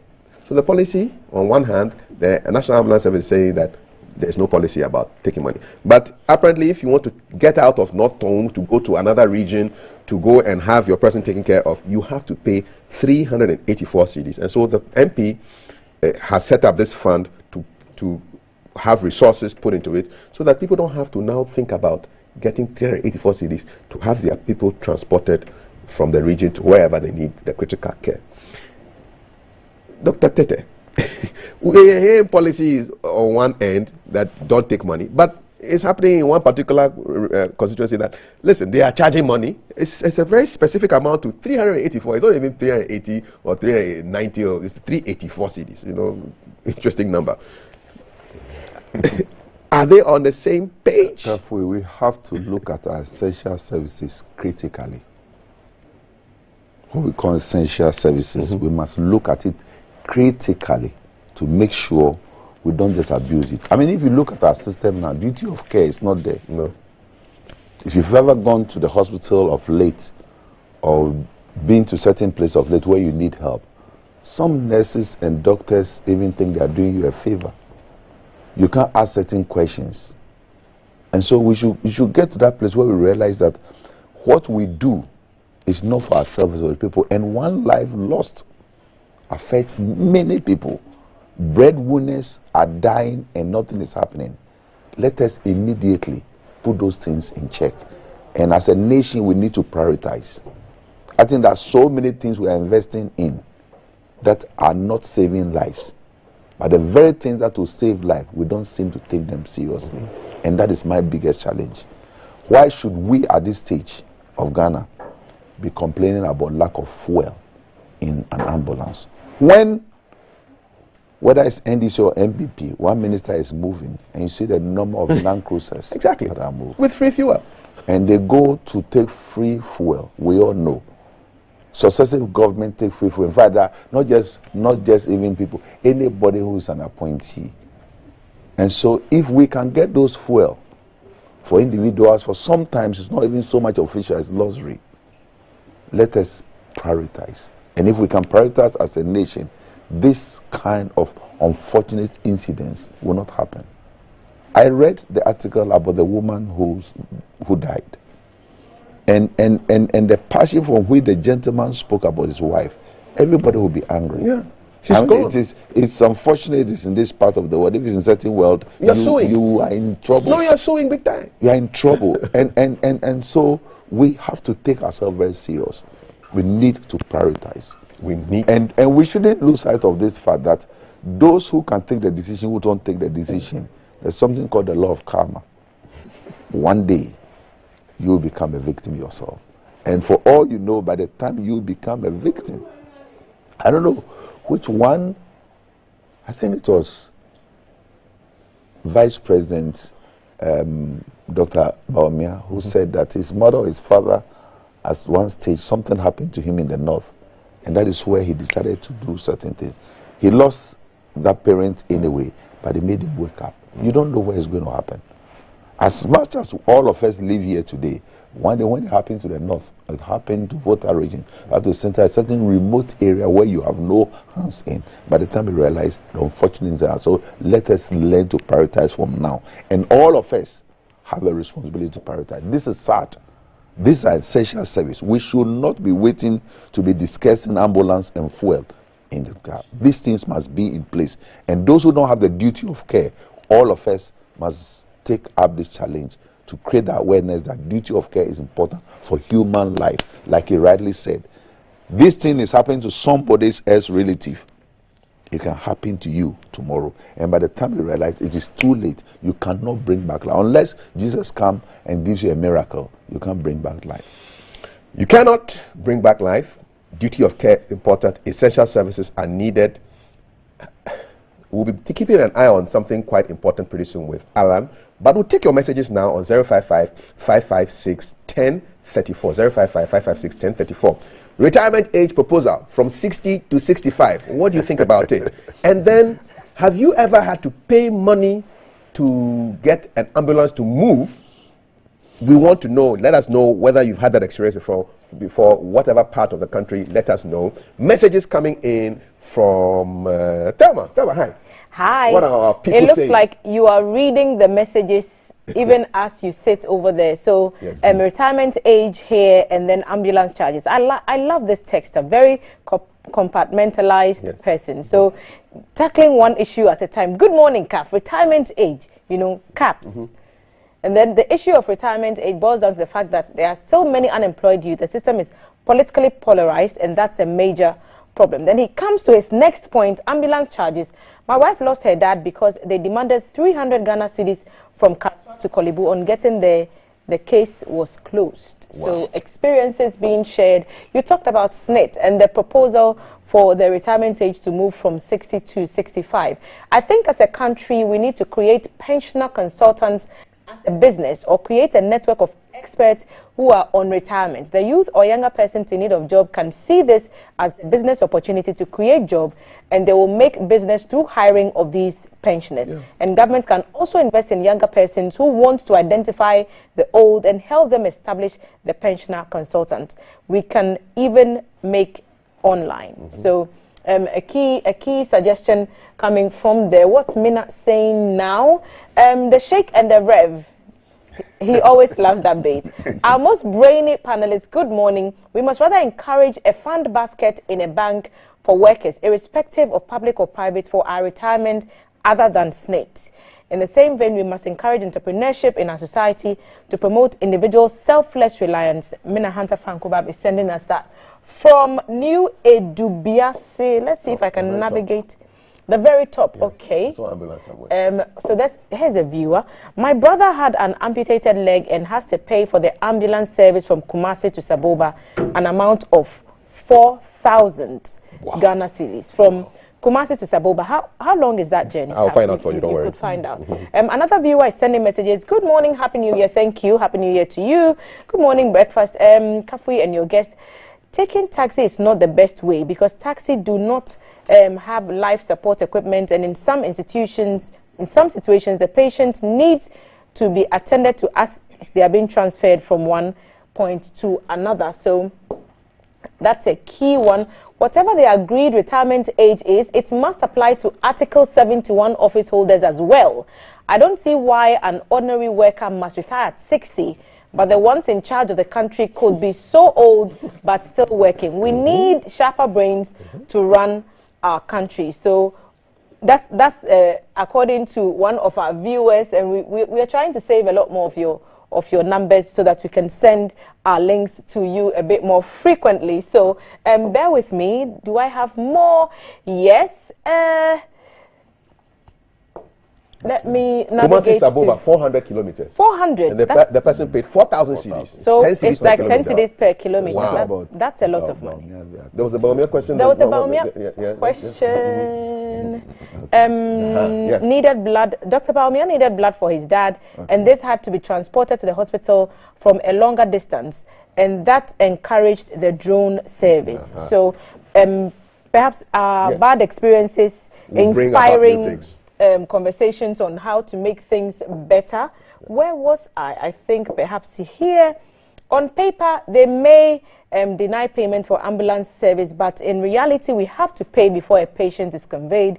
On the retirement age, I personally support the increment because imagine you complete university at age of 35, and by the time you gain employment, you're 42. How many years are you going to serve before you go on retirement? So varied views on whether or not we should raise the retirement age or keep it where it is currently at 60. Of course, everyone seeming to sway to the side of ambulances charging for the service, contrary to that graphic report that the service is free. Thank you very that's much. from my side of the table. Yes, keep sending it. I want to know where you've been coming from and going to, and how much they've been charging you for the services, because we need to let the policy makers know that yes, the policy is supposed to be free, but people are paying money. I mean, Kumasi to Saboba, 4,000 cedis. In the old money, that's what, 40 million? It's a lot of money, you know. It's a lot of money, and you are in pain, and you are thinking, you are stressed. Thank you so much for all your messages. 055-556-1034. Before I get back to my panelists, I'm going to go to Valerie, who is going to keep an eye on some kinky issues. Fancy Dokun. Yes. Fancy Dokun. Go ahead. Good morning. Welcome to this side. So we're going to go to Mankasim. We've been there since the beginning of the week, and Alan has been keeping an eye on certain particular stuff for us. And today he's going to Yamransa. Yamransa is the hometown of proper Fanti Kenke. So for those of you who love Fanti Kenke, you should probably stand by and stick and stay for this report from our guy Alan, who is at Yamransa. He's going to give us something about how to make Fanti Kenke and the movements. Yes, and so Alan will be on our screen shortly. Remember, the show is live. We are live on YouTube as the Ghana Broadcasting Corporation. We are live on Facebook as the Ghana Broadcasting Corporation. We are interactive on Twitter as the GBC Ghana and Instagram as GBC Online. So, Alan, good morning, Alan. What's happening in Yamransa? Hi, good morning, Valerie, and welcome to the Central Region. I am currently in Yamransa as part of our exploring the Central Region, really.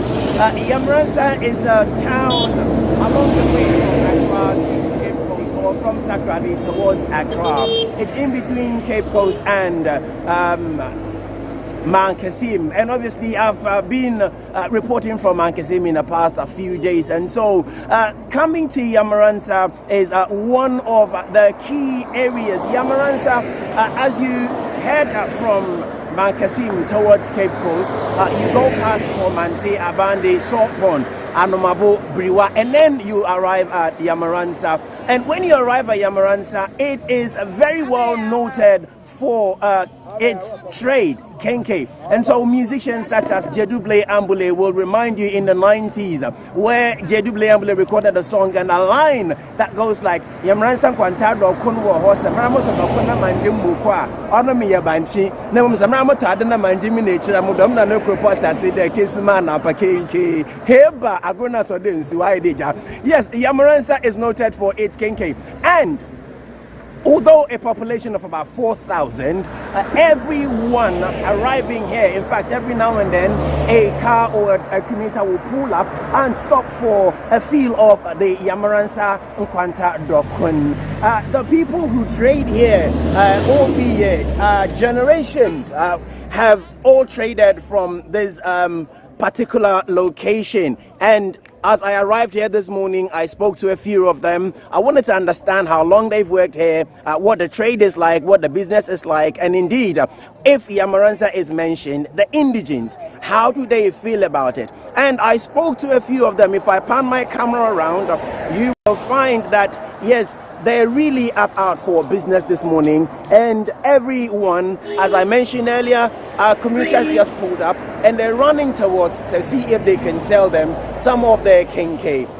Flip the camera around a bit and you realize that they are really up out for business, and this customer there is parked to get a feel. And so very shortly I'll go out there and speak to him and find out whether or not he has a customer here who assists him or he buys from regularly. But before I go to him, I will speak to one of their traders. Adiza, her name is, who's traded here. I mentioned how generations have done business here. Adiza does business here with her mother. And so I'm going to invite Adiza on to speak to us about Yamransa Nkwanta Dokun. Oh, fantastic. Good morning, Adiza. Adiza Mpocho Tedan. Adiza Mpocho, Iye Gmawaha in Fiahin. Better 6 years. Better 6 years in ye. One could see a Jumawaha.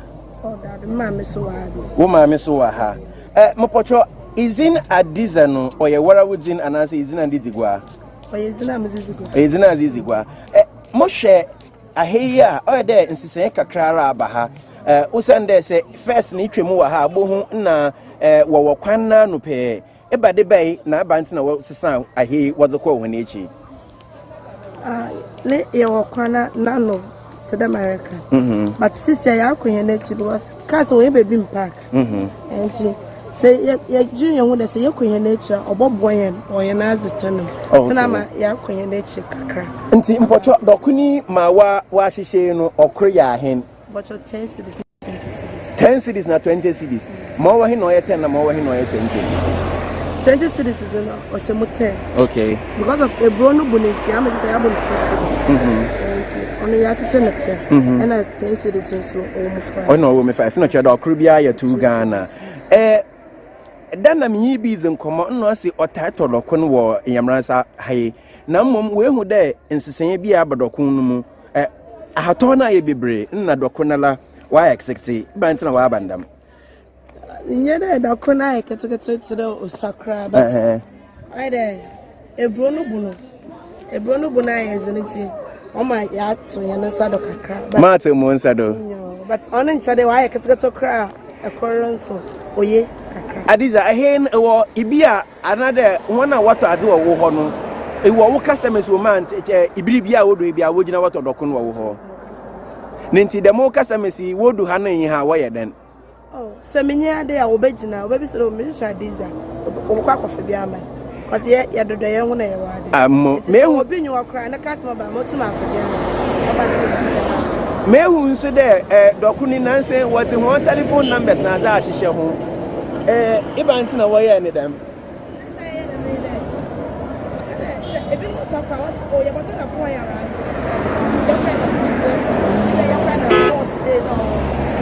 since I say a telephone matter, we need neither. So you can also when you put your auto one, it's a 40 1 hour, wait to more prompting. Maybe Jow not Marcon answer now, Marcon, me who there, March Monka Crayfi, Mabu Bapata, Apateno was them today. Yankasana Yabo, Yanni late honorable, Coquansa Hereford. I don't know by your had days in my end there. Nkaboba Pata, so the Mesa Marble Mizzy, or the minute, yet to me, but ejumare kwado no mu na highways for bus stop e nti wo jai but say yakɔ hene echi ne hu no samanka so medimi ska na mo bɔ apata na metena asa matwum ho afi kwan to obobo mankasa na nyankasa ya Madasi. Okay, so Valerie, as I mentioned earlier, this is Yamransa Nkwanta. I've just spoken to Adiza, who is a trader along the road from Cape Coast or from Accra towards the central region or out of the central region. Yamransa is very well noted for its kinky, and if you stop by here, by all means, you can have a feel of what it feels like to eat fancy kinky. Whether a bowl or a cylinder, you will definitely enjoy fancy kinky from Yamransa. This is Keep an Eye, coming to you live from Yamransa Junction. My name is Alan Taylor. Alan. So that was Alan who came to us with those reports from the Yamransa Junction. But I know that the fancy kinky, you know, you have to the economy is getting to the fancy kinky because you have to like unroll and unroll. There are so many wraps, and then the kinky, when you finally unroll, the kinky is like this big.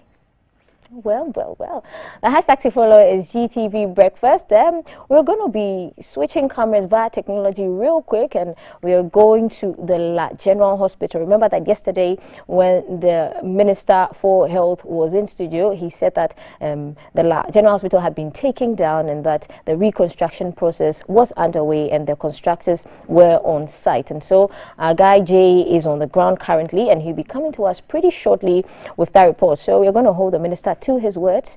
Is the contractor on site or not? The hashtag to follow is GTV Breakfast. So we're still discussing the headlines. Okay, so Jay is on my screen now and he's reporting to us from the La General Hospital. Good morning, Jay. What can you report? What's happening? Are we holding the minister to his words? All right. Thank you so much, Valerie. It's still hashtag GTV Breakfast. Welcome everyone to this side of the show. It is Keep an Eye. Now, like you rightly said, following the in-depth conversation we had with the health minister yesterday, a number of issues were discussed. For instance, the use of the ambulance service. We weren't supposed to pay for that. Even if you do pay, get a receipt. Also, we spoke about the Agenda 111. And a number of viewers also had pressing concerns, and then they shared their questions with us via our WhatsApp. And one of them asked about the La General Hospital. So this morning, following the health minister's remarks, we decided to pass by and see how work is ongoing currently, presently. So just a little bit of background for those who may not be familiar why this redevelopment had to take place. The La General Hospital was formerly known as the La Polyclinic, and it was a facility that complements the Greater Accra Regional Hospital at Rich. And its upgrading will serve most people from Osu through La and Teshi, as well as residents living along the coastal corridor of Accra. Now, this redevelopment became necessary as a result of concerns of its degrading state. Imagine you're a patient and you've come to treat hypertension or anxiety, and you're worried about the cracks in the building. Your anxiety will not go, your blood levels are just going to go through the roof. So the staff and patients raised concerns, and indeed at a sword cutting ceremony to commence this project back in August 2020, the president indicated that a redevelopment project had been occasioned by reports from the Ghana Health Service, which indicated that a 5-story structure of the hospital had developed gaping cracks, which made the facility unfit for use. So following that, the old building was torn down and this reconstruction progress is ongoing. So the health minister told us about some of the challenges they've been facing concerning this redevelopment project. For instance, having heavy equipment, bringing heavy equipment onto the site. In terms of access, it's a little restricted.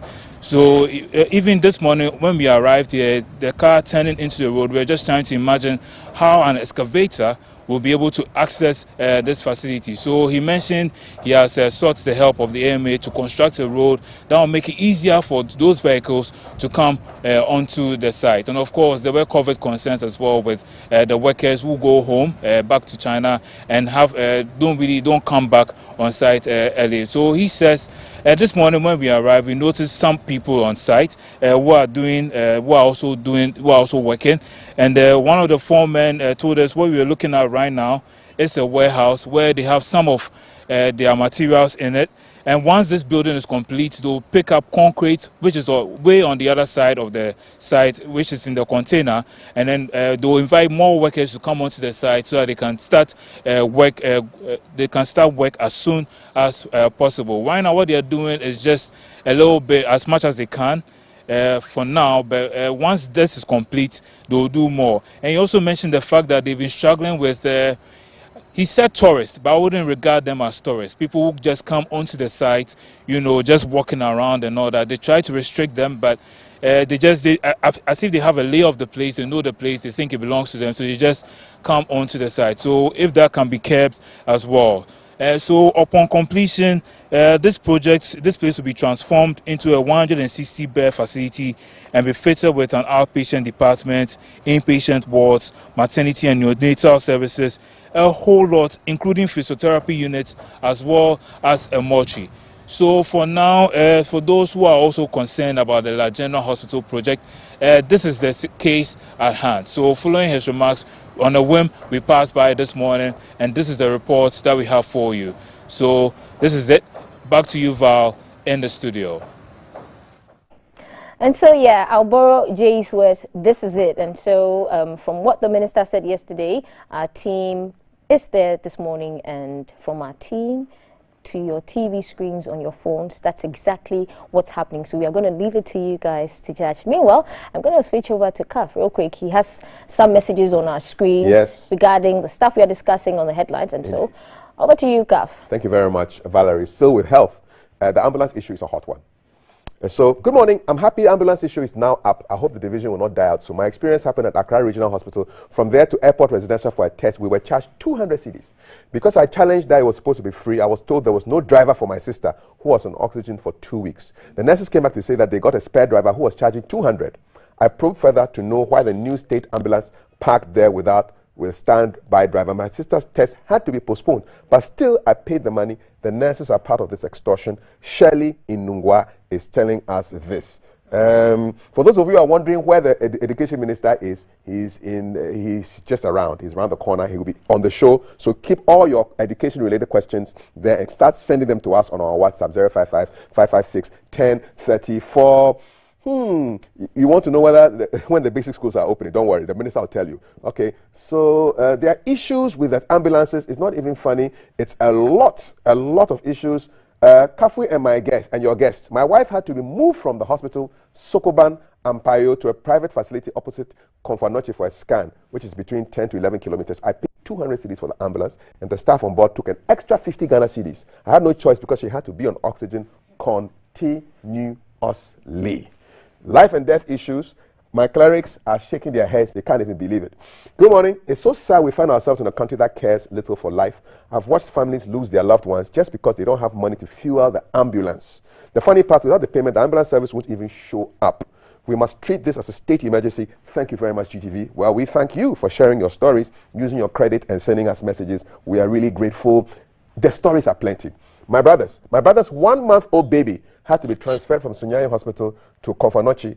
Ambulance fee, 500 cedis was charged. On paper, ambulance will be saying they don't charge anything, but on the ground, if you do not pay, you will lose a loved one, and it's very pathetic. More stories coming in, 055-556-1034. Why do we always find ways of fleecing our very own to enrich ourselves? I urge the ministry to investigate the National Ambulance Service for such claims of extortion.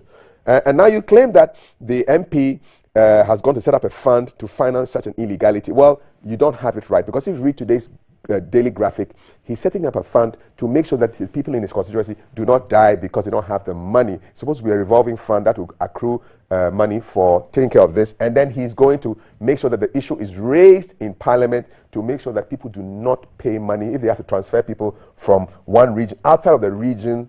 You apparently have to pay some money. So please, let's get the facts right. Ambulance system is good, but the people put to manage the system is the issue. They have to be taken care of. 055-556-1034. Elubo to Kumasi, 1,000 cedis is the fee. Why are they telling us it is free? Yeah, it's free, but take out the R, then it's a fee. Okay, Kobe from Ablekuma, in Accra. Keep them coming in 055-556-1034. I'll just end with a few more. It's sickening to hear the extension of retirement age from 60 to 65. Hey, I'm a Ghana. Well, please, easy. It's a proposal. It's not yet. It's not yet on the table. It's a discussion SNIT wants to have. All right, Kwame Ofori. So it's not gone yet. All right. So thank you. Good morning, all of you, and thank you for your messages. I want to hear from my guests. I mean, listening to what is happening in the news. Are you surprised, Doc? I think that we have to be very mindful. That it's not good for our credibility. It's not even good for our nation. It's not good for our development. Human lives are very important. And you'll be surprised the people who will be losing are the very people who keeps our human capacity. Right. And so let us mind how we handle these things. These are essential things. We should not take it for granted at all. Okay. And I think that anybody listening to us today who has a role to play in putting this in check should wake up. Okay. All right. Thank you so much. Sheikh? Yeah, it's a major issue of concern, and I think if the boss of the ambulance system is listening to us, he must initiate an investigation, a rapid investigation into this thing, and let the nation know the report, and culprits must be dealt with. If by policy it's supposed to be a free service, and somebody on his own, out of his greed, is charging, there's a human right issue there involved there. Those are the things that we must deal with. So listen to this and not doing anything means contributing to the worsening of the system. It's a condoning also. And so the system will not have any reason to give us. So my strongest proposal is immediately investigation must go into it, and corporates must be dealt with. One time. We'll take a bite at the last topic, and it has to do with money issues. So the Fair Wages and Salaries Commission is appealing to the public sector workers to accept the increment. It's a 7% increment, and they say accept it. Some workers have raised concerns over the increment, which they describe as low and cannot meet rising living conditions. I just read recently that inflation is almost in double figures now. So, but this increment is in 7%. There are going to be difficulties with some workers to accept this. Let's speak to the economist. The economist is also not suffering. So you are dealing with things on the ground and in the heavens. I've always repeated something here, that economics is a broad language. Accept the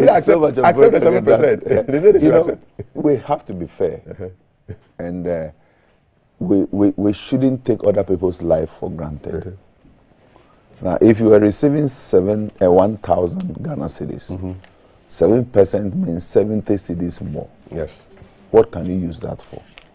Let us be a little bit considerate so that people don't look as if they are not being appreciated. Let's go back again and see what can be done to get this thing done in the manner where everybody will feel just satisfaction. Okay, thank you very much. I'll end with the teacher, or the former, or what's a teacher, always a teacher, and the public sector worker. So 7% accept it, says fair wages. I think the workers and the rejection is their response to what the realities they see around. The managers of the economy and those who are heads of institutions and the sort of life they lead and what they get, and when it comes to the workers, then you are giving them something they consider as a pittance. I think that is direct response. I mean, we hear stories, even MPs. Excuse me. I still come back with the emoluments of Article 71 office holders. Office holders. I mean, if you hear the amount, that they get, and sometimes you hear the loans that are going to be taken in order to supply V8 cars, for MPs and so on and so forth. I mean, these are stories that when people hear and they look at their condition, they see the widening of the gap. Yeah. And the more widening the gap becomes, the more resentful the people become. Yep. And this is what is translating into all this. So, my proposal always is to keep a balance. I insist that we must speed up the rate at which we are getting people to a better condition and slow down the rate at which the rich is getting richer. So those who are already in good condition let's slow down by the way we make our monetary policies. Slow down the rate at which they are getting richer, and then speed up. And that is what will create the balance. And when you create the balance, everybody's getting something little.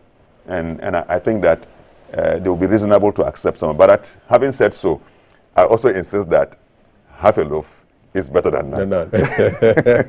Okay.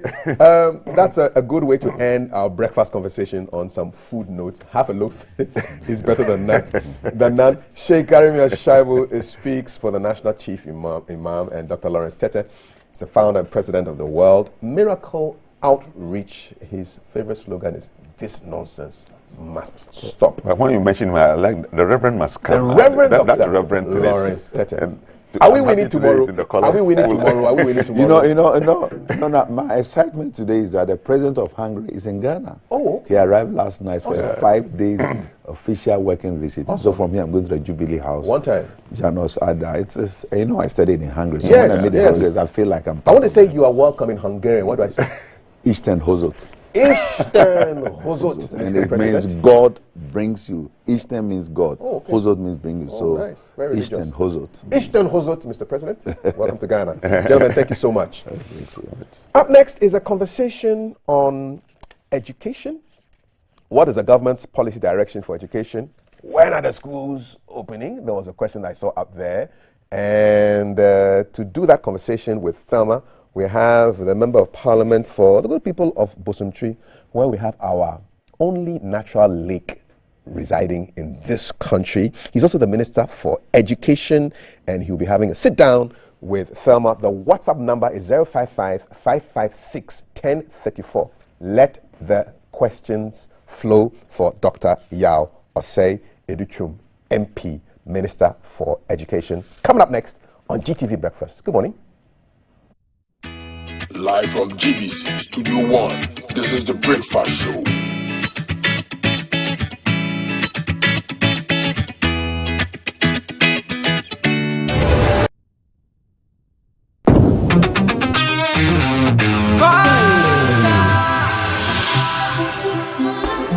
And they call me UJ.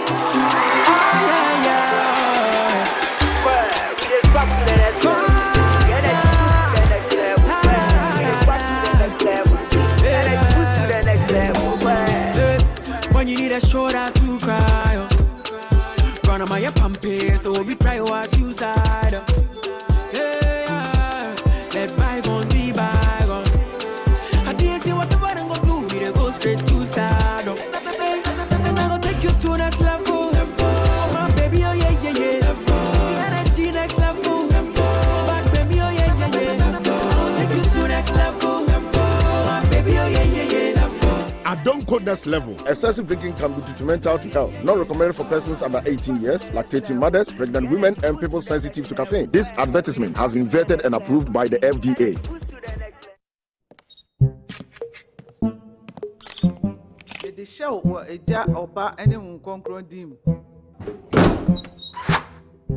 The groom is sick. What? Malaria. Malaria?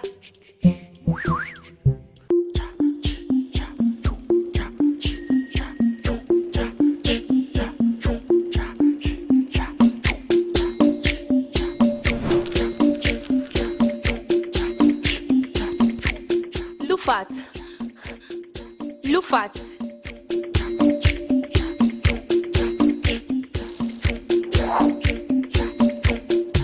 Injeja woman malaria enka won to them.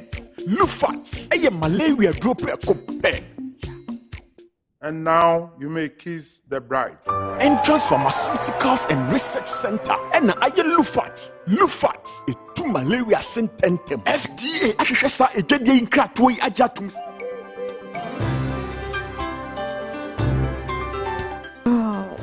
Today he has been extra sweet, and the way he looks at me.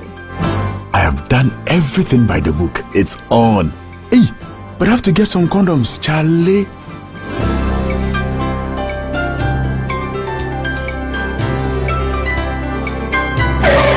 Using a condom will protect you and your partner from HIV, STIs, and unplanned pregnancy. Condoms are an effective way for protection against HIV infection. Don't take risks. Use a condom every time.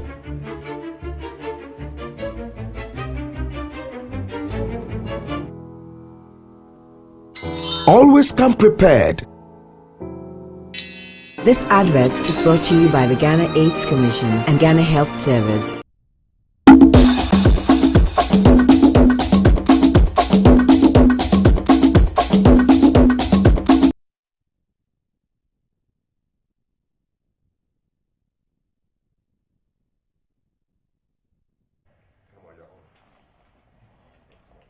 Thank you for joining us. It's still breakfast on GTV, and we are focusing on education in this part of the program, and we have the minister in charge of that sector sitting down to answer some questions. Yesterday, His Excellency, the President of the Republic, launched or opened the way for STEM education to continue across the country. Already efforts have already gone into that sector, and a lot is happening to improve the study of science, technology, engineering and mathematics across the country.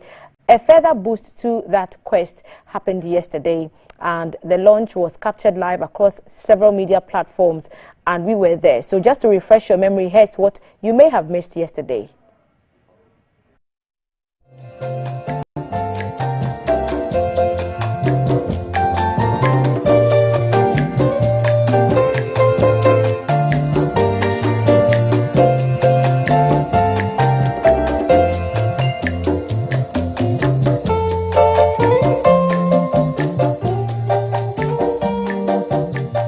Are beginning what will be the dawn of a new time, a new era in education.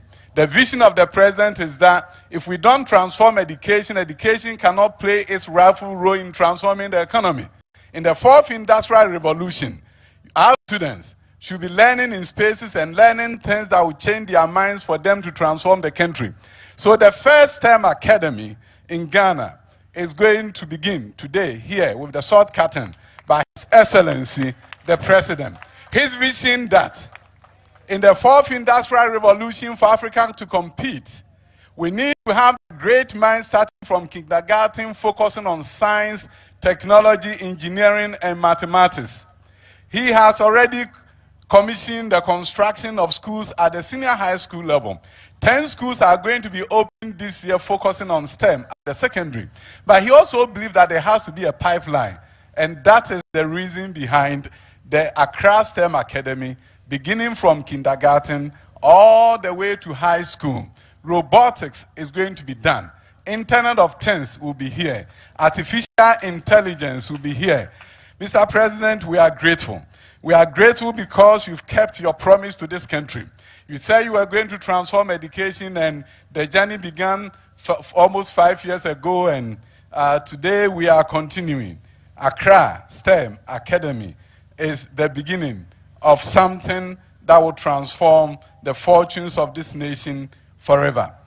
I am delighted that a school dedicated principally to the teaching and learning of science, technology, engineering, and mathematics, STEM, is being built under the presidency of Nana Addo Dankwa Akufo-Addo. Indeed, our world is essentially driven by technology, energy, industry, agriculture, medicine and health, clean air and water, transportation, sanitation, the use, management, and conservation of natural resources. The successful exploitation of all these sectors depends ultimately on the application of science and technology. The time has come for us to reorient our educational system to equip students with the right technological skills needed to succeed in the 21st century. In accordance with government's education strategic plan, targeted increasing our science to humanities ratio from the current one of 40 to 60 to the desired 60 to 40 in favor of science, government is repositioning our educational system anchored on STEM education.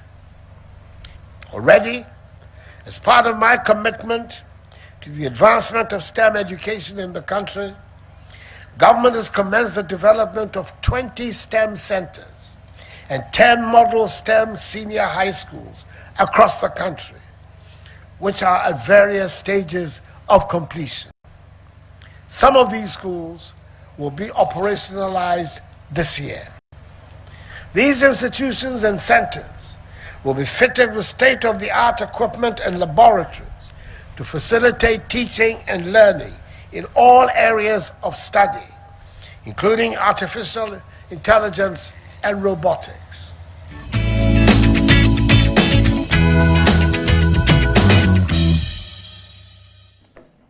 Thanks for staying on. So we've heard the president yesterday at the sword-cutting ceremony in East Legon, right here in Accra, speaking about the vision for the country's repositioned education system, is what he's calling it, and Ghana's 21st century schools is on course, according to the president, with the coming on board of all these extra efforts to bring the STEM education up to speed. So all of this is aimed to give more impetus to the study of science, technology, engineering, and mathematics across our schools, and to make its study more relevant to the 21st century needs of people, students coming on, and the country at large. Of course, the education system and the network is quite broad, and so other factors also come into play. So Sector Minister has joined us at the table this morning. The Honorable Dr. Yao Osei Educhum is the Minister for Education and represents the good people of Bosomtwe in, so he's MP for that constituency, and he's joined us at the table. Honorable, good morning, welcome. Good morning. My first TV interview, I think, in 2022 is on your show, so I'm excited. We're excited to have you. We got the chance to be here today. Because you had to move a lot of things around to accommodate. Yes, I have about 6 councils waiting for their inauguration, but I have to do your show. You have to. Ghana calls, and you respond. Thank you for joining us. Honorable Minister, we've listened to what the President said yesterday at the sword-cutting ceremony. He's talking about repositioning our education system. We are hearing the national curriculum people also making similar claims and attempts to just give everything a different focus. But how crucial is STEM in the new direction of Ghana's education, and what future are you envisaging with the pursuit of this initiative? Thank you so much for your question. The bottom line is very simple. The president came to office and promised transformation of education. And yes, our education system is one of the best in sub-Saharan Africa. But we are not doing very well compared to other places around the world. Ghanaian children are so bright. They are so talented. I walk into classrooms, I get opportunity to teach sometimes, and you can just see the enthusiasm of the Ghanaian child. You don't have to really convince the Ghanaian child to teach them mathematics and get them focused on algebra, so far as you can have the right approaches. So we have the raw talent sitting right here in Ghana, and we happen to be in the 21st century where everything is about the knowledge economy. It's no longer the case that you have a lot of bauxite, your country get transformed. It's in the 21st century, countries that have transformed themselves did so with quality education. So the president's mandate and approach to this is that I'm going to transform Ghana. But before I can transform Ghana, I have to transform the education system so that I can play its rightful role in the transformation of the country. So when you talk about free senior high school, each one of them, if you look at them critically from an education professional standpoint, education expert standpoint, you see elements of transformation built into it. So it's a means to an end and not an end in itself. Sometimes we seem to think that, oh, we are getting this, it's free senior high school. But we begin to look at why free senior high school? It's not about the fact that we are paying fees for parents and they should be excited. But it's about the transformation of the country. Let me tell you a quick story of what is happening in Bosomtwe. And by the way, I say good morning to the good people of Bosomtwe. I came to office and my focus was to bring some elements of what I was doing in America to Bosomtwe. So I focus on STEM. I remember my first year in office, I did a summer camp focusing on science for the students. 4 years after, those students did so well. And of course, had it not been for free senior high school, some of them couldn't have gone to secondary school. But what is happening now is this. Last year, I was able to get 30 students who qualified to pursue engineering. Because of the free senior high school, in the villages, they were hidden there. They've passed their exams. I went, recruited them, put 30 students through engineering school at UMAT.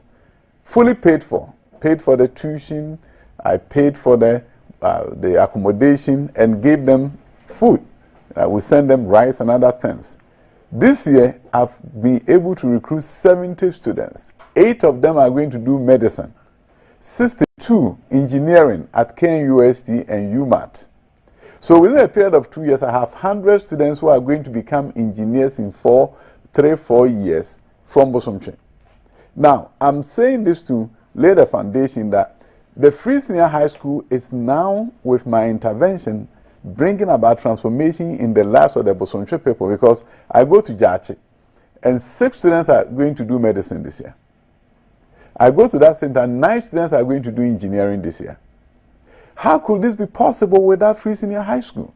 So my district is seeing transformation. I call it Bosomtwe Rising.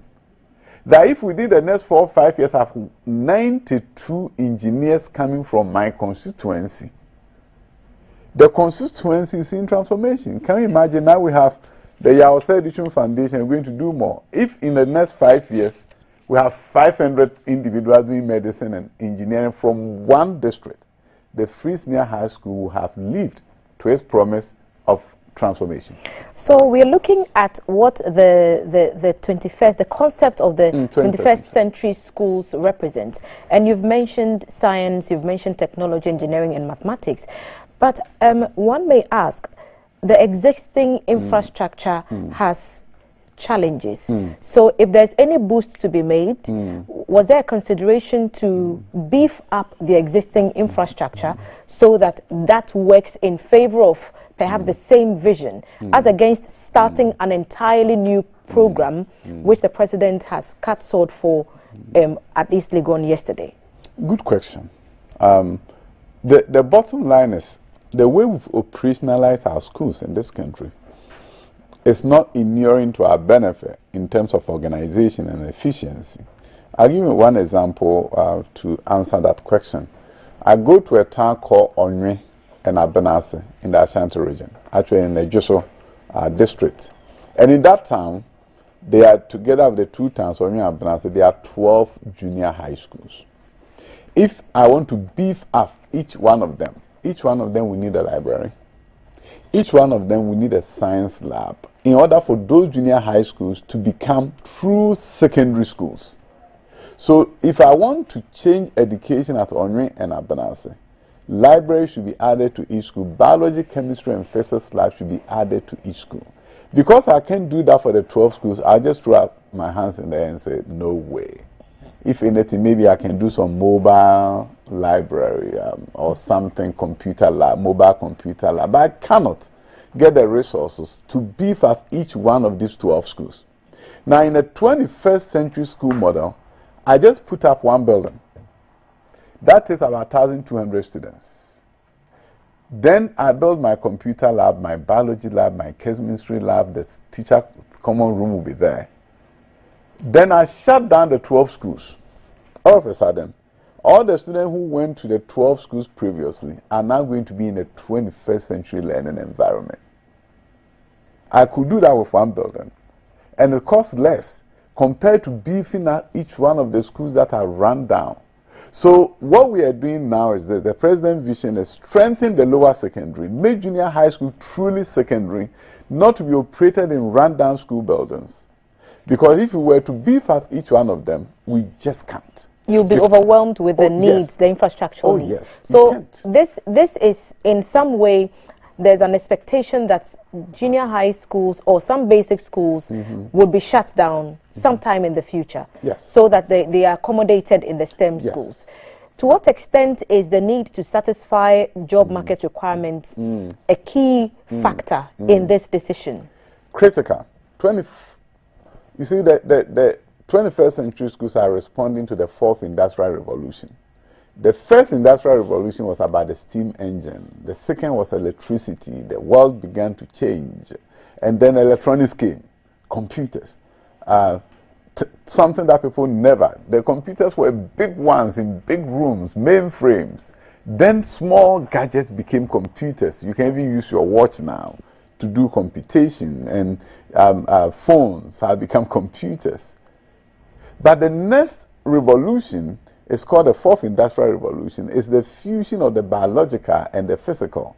The biometric identification, you can use your eye to open your house. You can sit in your office and check if your refrigerator has enough of the cheeses and everything that people like to eat, and the fruits are in the refrigerator. Sitting in your office is called the Internet of Things. The world is changing so rapidly that people are going to left and right lose their job. 40% of all the jobs that we know today will disappear 10 years from now. Now, where do we find ourselves as a nation?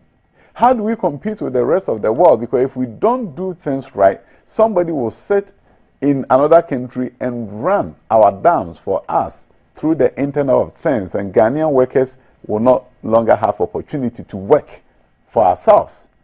If we do things right, we can also sit in Ghana and run companies around the world, because we are the critical mass of the critical minds to operate in the 21st century learning environment. So this is a call that the president made at the beginning, and it was a response to the fourth industrial revolution, that the Ghanaian child can no longer survive in an environment where they are just memorizing facts. It's called chew, pour, pass, and forget. So you memorize, just write the exam. And that is it. And the good thing about STEM is that you can do that. So you can memorize robotics.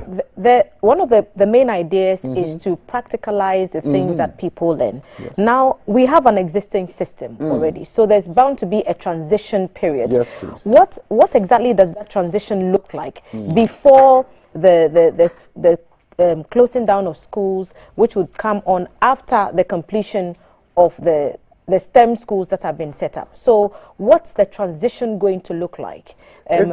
Envisaging that perhaps, how long will it take for this project to the first school to be opened up? There's a sword cutting yesterday. How long are we looking at to get the first school up and running? And then what will the transition be? You see, the thing is this. Transition is taking different approaches. As I speak with you, there's a company called Positivo. We are working with them to incorporate different gadgets into the school system. These girls, for example, we are going to really work to make sure they have all the gadgets they need to show the world that the African girl can excel anywhere she finds herself.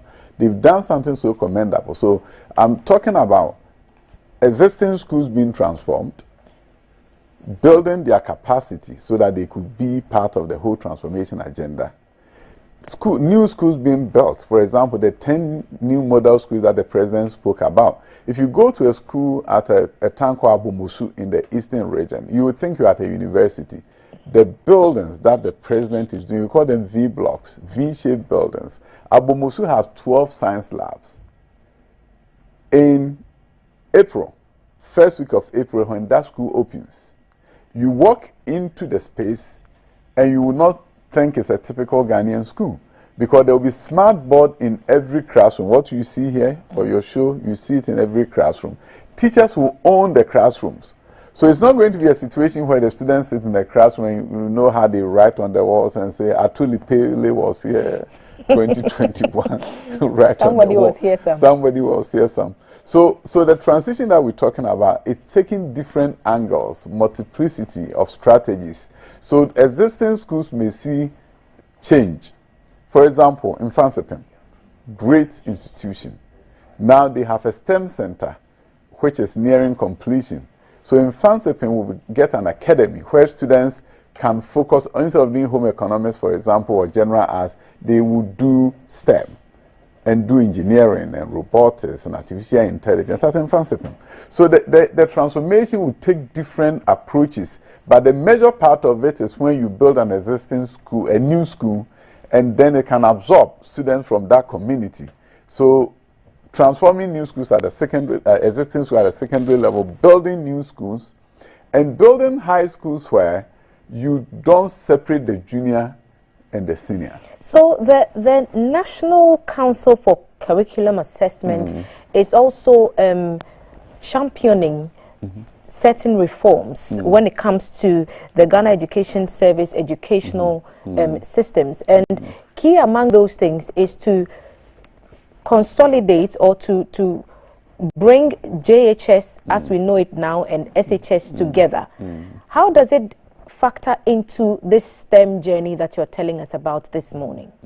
You see, the STEM is an approach to learning and study, but you know you have to really have the equipment and the tools for it to come live. In terms of the span of schools that we have in this country, when we say span, we have the primary school, we have the KG, we have the junior high and the high school. What has happened to us before 1987, this was not the case. Before 1987, we have secondary school. So that is why we never heard of high school in the names of schools, except let's say Kumasi High School, where I did my sixth form. Or Accra High School. Our Accra High School. There are very few of them. All of them were called secondary, right? And you see, when we talk about Accra High, it was not Accra Senior High. It was Accra High. It was combining what we now do with junior high and senior high. So what has happened to us as a nation after 1987 is when we separated the lower secondary from the upper secondary. Okay, so now we are going back to basics. We are going back to basics to have that opportunity that if we are building new schools, the children from that locality can have their lower secondary and that senior high school. So when we say high school, we should be thinking 6 years continuously. But it's not a new system. It's not a new system that's a senior high school is going to be 6. No, high schools in Ghana is already 6 years. Except that we separated the lower secondary from the upper secondary and made it 3+3 disjointed, not taught by the same group of teachers. But you have a situation where the lower secondary was seen as the extension of primary school. They wore the same uniforms until recently, taught by the same teachers, and there was nothing secondary about the junior high. It was always about junior high school, an extension of primary school, and now things are shifting. So now the assessments that the reforms that are being called for include some of the things that you've seen already on the screen. Kindergarten, primary school, JHS and SHS shall all be described as basic school. JHS 1, 2, 3 and SHS 1 shall now be referred to as BS, I believe it's basic 7, 8, 9 and 10 respectively, i.e. SHS 1 shall now be called BS 10. So all programs in JHS 1 to SHS 1 shall run a core program called CCP. So we are seeing some of the proposals that are being made and the implications for what it means for subject learning and the subjects that will be taught in schools and what the pupils are expected to get from the programs. And I come back to my original question about how the move from this system that we have now to the envisaged system is going to look like. Because what does it mean for moving from JHS to senior high school? Are we still going to have the selection of senior high schools as we do now? And what does it mean for all the regional, all those modalities that come with selection of schools? Those are all going to be stripped off? The bottom line is this: we're in a transition. Some decisions have been made, others have not been made. For example, there was this idea of basic 8. There's nothing basic about secondary. Secondary schools are secondary. So some changes are being made in that regard. Some terminologies are just confusing. I want my child to know that you are in secondary school. We are not basic. And primary, secondary, all the way up. The bottom line is this: at the appropriate time, decisions will be taken regarding when there will be an exams and when there will be no exam. Because some people are saying, oh, if everybody is expected to be in secondary, why the exam? The exams may come in as a way of selecting which school you can attend, not necessarily as saying that you can't go. Because since the introduction of free senior high school, the president has directed that nobody should be held back. So in cases where a student fails English and mathematics, they go back and reset and then come back. And the government pays for the reset fees. So the bottom line is this: at a point we will begin to see the redundancy of certain assessment. And if the assessment is about subjects, you may want to do an aptitude test at certain stages. But you see, the benefit of this test always is also to know what the children have studied and what they are proficient in. That is why now we have the National Standardized Test, which is going to enable us to truly know how our children are doing. One of the unique things about education systems around the world, somebody who spent most of my time outside the country before coming back, is that education system that have worked has some unique attributes. One of the attributes is that they don't wait for 11 years before they test their children nationally. This is what we've done in Ghana. Until you hit JHS3, Ghana, the country that has invested in has not assessed your level of education. Doesn't know how well you're doing. So the National Standardized Test now, this year we did primary 4. Is going for to public schools. Public schools. What was the outcome? And just to shift focus from STEM a little bit. 98% participation. The results is not out yet. Okay. Yeah, when the results come out, I'll break it on your show, on your news. We would love to have you. Yeah, we'll come back with the results. Okay. And it may not be that good, but we have to confront the reality. The reality is that when a child goes to school and reach primary 6 and cannot read, it's an indictment against us. So in all this, it all sounds like a good plan on paper. Are we preparing the stakeholders for this change? And how far have we gone with those preparations? Because the teachers who will teach these subjects need to be brought up to speed on what exactly they're expected to deliver and impart onto the children. Is that being done, or yes, has that been done? As I speak with you, the trainers have been trained. The teachers of all junior high schools are beginning their training for the Common Core curriculum. Okay. And the primary school, we did the training. But I know for a fact, because I signed off on it, and the trainers have been done. They are going to then, we call it train the trainers. They are now going to be training all junior high school teachers across the country. I believe it's starting next week. I'm glad they are in training, because I'm curious to find out what a typical classroom in a STEM school would look like. Is it, you've mentioned that there will be some electronic, like the use of technology, and it may not necessarily follow the same format. So what kind of changes are we expecting to see with this new innovation? In the 10 model high schools that are going to open, what you're going to see differently is that when you walk in the classroom, it will be the teacher's space. Some small fridge by the corner, beautiful table for the teacher, smart board. Teacher have tablets sitting there for kids to use. And the teacher has a key to his classroom in the new schools. Why is that so important? The space should be decorated. If I walk into a physics lab, the walls should be decorated to reflect that physics is being taught there. The physics lab is the physics teacher's classroom.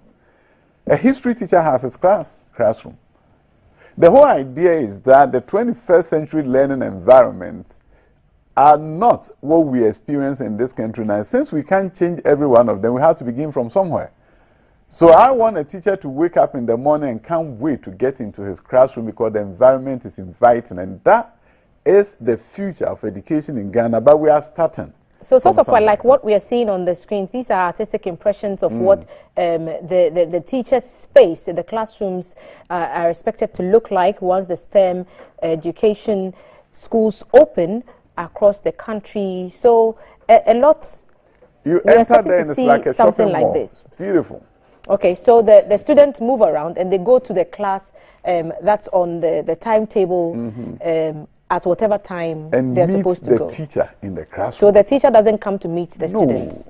Students go to meet the teacher. And the teacher decorates his classroom. The vocabulary for the week is on the wall. And this is a high school. So I go to my geography teacher's classroom and I walk in there and I have the vocabulary for the week. I have activities already outlined. When I get in there, I sit down and begin the activity. So the teacher is not a visitor, a stranger to my classroom, and I sit there and the teacher is coming. No, The teacher owns the classroom and owns the learning space. That is the 21st century learning environment, and that is what high schools and junior high school ought to be. And as I said, we begin from somewhere. It's not going to be a total transformation one day. If I have a magic wand, I will just do it. But I don't have it. So what I have to do is to begin with the reality that some spaces are going to change. We have about 10 junior high schools. Contracts have been awarded. And when they complete those schools, you're going to see a shift, total shift. The building and the fact that the old rundown schools will even stop operation, move the case into this environment. Their uniforms will just like uniforms of senior high schools.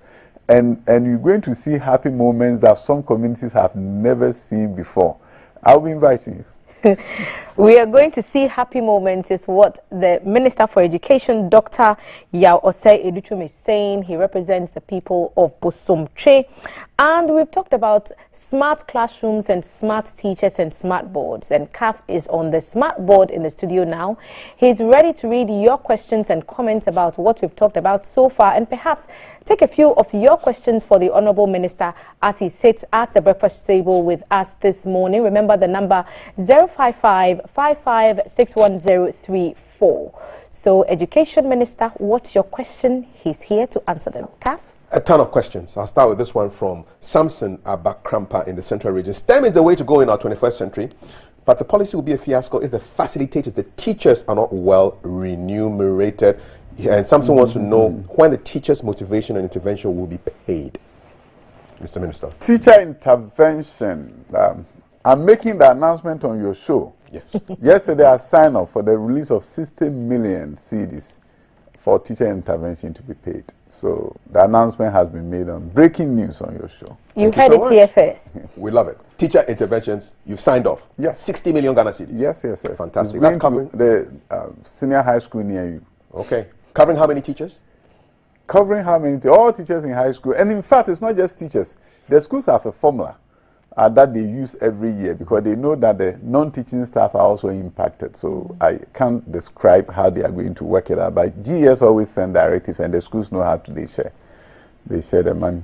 Okay, great stuff. With extracurricular activities being a key context for the 21st century educational system, what is the ministry's plans for improving extracurricular activities like cadet corps in schools? This is Ibrahim from Tampa. Cadet corps is my favorite thing. In fact, some of the new schools that we are opening, we're going to have 100% cadet corps. Every student in the school part of cadet corps. Like compulsory vaccination? No. Like you choose to go to any school in this country. That's one thing that Ghana does very well. So they don't force you to go even to your neighborhood school.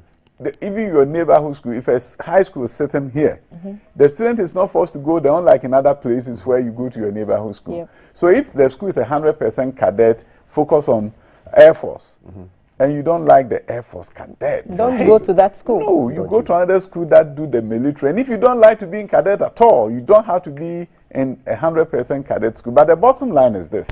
If you look at the Air Force and what they do, if you have Air Force cadets and they're doing aviation and aeronautical sciences at high school, you have a pipeline to the Air Force, and you're going to have a great country. Awesome. More messages, 055-556-1034. Please, will the STEM be part of free education? This is Sumaila Adams from Dansuman. Yes.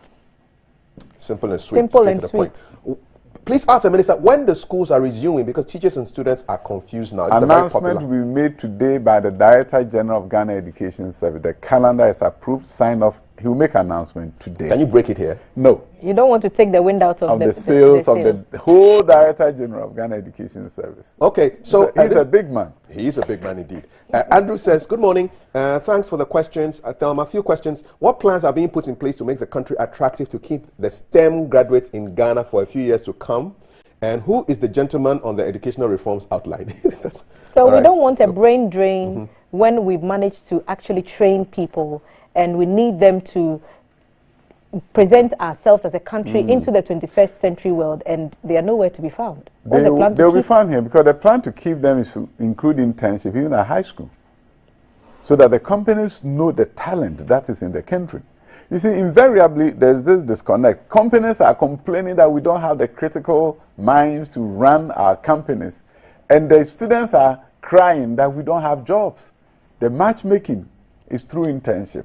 And that is something we're going to even do at the high school level. It's so critical that we match. It's so critical that companies begin to understand the resources that we have here. And that is why we're beginning the high school curriculum and bringing companies into the high school curriculum development.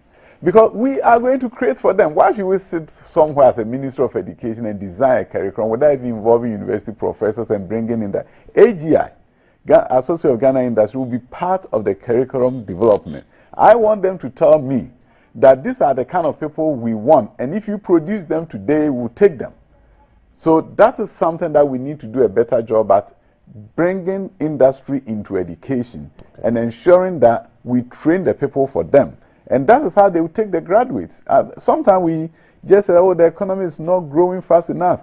A number of times when I meet industry, what they also tell me that we don't have the people. Okay, so that disconnect has to be done. Has to be done. Okay, Hernandez wants to know when the newly trained teachers will be posted. When is the release going to happen? Now, actually, I know they've done it now. Release may happen any moment from now, because that is something that has been worked on, and we got clearance from the Minister of Finance last month, so we are ready to roll. Great stuff. Frank Oteng wants to know how will the STEM students perform better when the salary of the teachers are not? This is what I know. One thing I know is that we may not be the best in the world, but we are striving to bring about some changes in that space. You know, there was professional development allowance and other things that have been done. And we are praying that with the improvement in the economy, a number of things will change in terms of remuneration and compensation across the country. Great opportunity for me to chip in the issue about the UTAG strike, perhaps, and to ask if any engagements have been made to resolve this impasse that you can share with us. Yes, today there's going to be a meeting at National Labour Commission just focusing on the UTAG issue. So you'll hear more by the end of the day today. Okay. More questions. How is the STEM policy going to be operationalized? Is it one per district or one per community? You see, the thing is this. We have, at the high school level, there are STEM centers that have been built that are going to be operational. I mentioned in Fansipim, for example. Accra High, there's also one there. So at the high school level, we're going to have them across the country, because the beauty of our education system at the high school level is the fact that you can do a boarding school. So if you are in Zabsugu and there's none there, you can go to Tamale, you can go to some place, and you can have opportunity for STEM education. At the basic level, what we have begun is the regional levels, like the one in Accra, the Accra STEM Academy. There's going to be a Kumasi STEM Academy, Tamale STEM Academy. The Badia, the Arab Development Bank, has committed to this. They came to my office, saw the drawing, they were excited. They've committed that in every community there's going to be one. But at the high school level, 35 of them has been approved under the current budget. So it's almost like building PRESEC 35 times across the country. 9 will be done this year. So high school level will move very fast. And that is why in certain communities, we will do well to include the junior high, so that once there's a STEM high school at a community, the junior high school students in that community go to school there. So automatically, the junior high school system in that community is transformed. I'm trying to create a mental picture about what all this means. It's implying that, and you can correct me if I'm wrong, that, for example, the junior high school that we know now may move into premises of perhaps the senior high schools as a beginning point. It means if junior high schools are going to be merged with senior high schools, then we are potentially going to have 12, 13 or so year olds going into boarding school, because that's junior high school. Junior high school is not boarding. So but that's what happens when the JHS system we have now and the SHS system are brought together into the junior high school reforms that we are being suggested. Junior high school is not going to be boarding. What I've suggested is that we have different pathways, like the Abenanse Onwe example. It's going to be a junior high school by itself, not linked to high school. But it's going to be a larger one with all the gadgets that you need. From there, they will choose to go into senior high schools in other parts of the country. So the approach, there's like a bifurcated kind of thing, that in places where you have to transform junior high school, strengthen them by building a facility for them, equipping the teachers with facilities that will make junior high school truly secondary. Okay, so pending... Another way is that if you have an existing high school here, or you are going to build a new high school at Abomosu, as we've done, the children in Abomosu who are in junior high school, maybe just about 100 of them, why should they be allowed to go to junior high school environment that will not prepare them very well for the senior high school in their village? Why can't they begin their secondary education journey at the STEM high school at Abomosu? There will just be about 100 of them. Okay. And then they are equipped to truly transition to the high school and meet all the children coming from other parts of the country. So they will be part of the success story. Okay. At the high Thank school you so level. much. More messages on 055-556-1034. Isaac wants to ask when you will ask NACA, the curriculum people, to give primary school textbooks for the new curriculum that they started rolling out in 2019. Are you aware that there are teacher deficiencies in some of the basic schools in Ghana? I'm fully especially aware. the rural ones. I'm fully aware. I'm the Minister for Education. And what's the Fully plan to aware remedy the situation? of the challenges. What I've told Ghana Education, they are deploying teachers now. And the goal is that every classroom must have a teacher. Okay. And consequently, they've done a list for me of where they are deploying. And we are going to follow keenly to make sure that with the postings that are being done, teachers will be everywhere. Okay. No classroom should go without a teacher. How about the curriculum? NACA, primary school books. It seems like everything I'm saying is being done now. So on your show, you have so many breaking news happening. Yes. So tell us about the NACA. What's the breaking news? NACA, as I speak with you, they are negotiating with publishers. And within the next few weeks, books will be printed to go to the schools. A teacher wants to know. For the core subjects. But as a follow-up, so these would be a curricula for what is being taught now. Yes. But is there something being developed for STEM education, which the president launched yesterday? And should we see that taken off as soon as it's ready, or will that also require us to wait a couple of years, like in the case STEM of this curriculum will come in both in two ways. Majority of it will be on gadgets, e-books. Activities will be online for the students. And where we have to do the book, NACA has considered a committee that is looking at STEM books so that we could get them ready as the schools are rolled out. But majority of the work will be done online, and you're going to see more tablets for activities than the book as we know it. Okay. Somebody was asking, do lesson notes disappear now with the tablets, or the lesson notes? The lesson notes, I think we've spoken to it. There was a policy that every teacher must write everything on a piece of paper every year, repeat it. Even if you are copying, you don't care. No. Once you get your laptop, you do your lesson notes on your computer.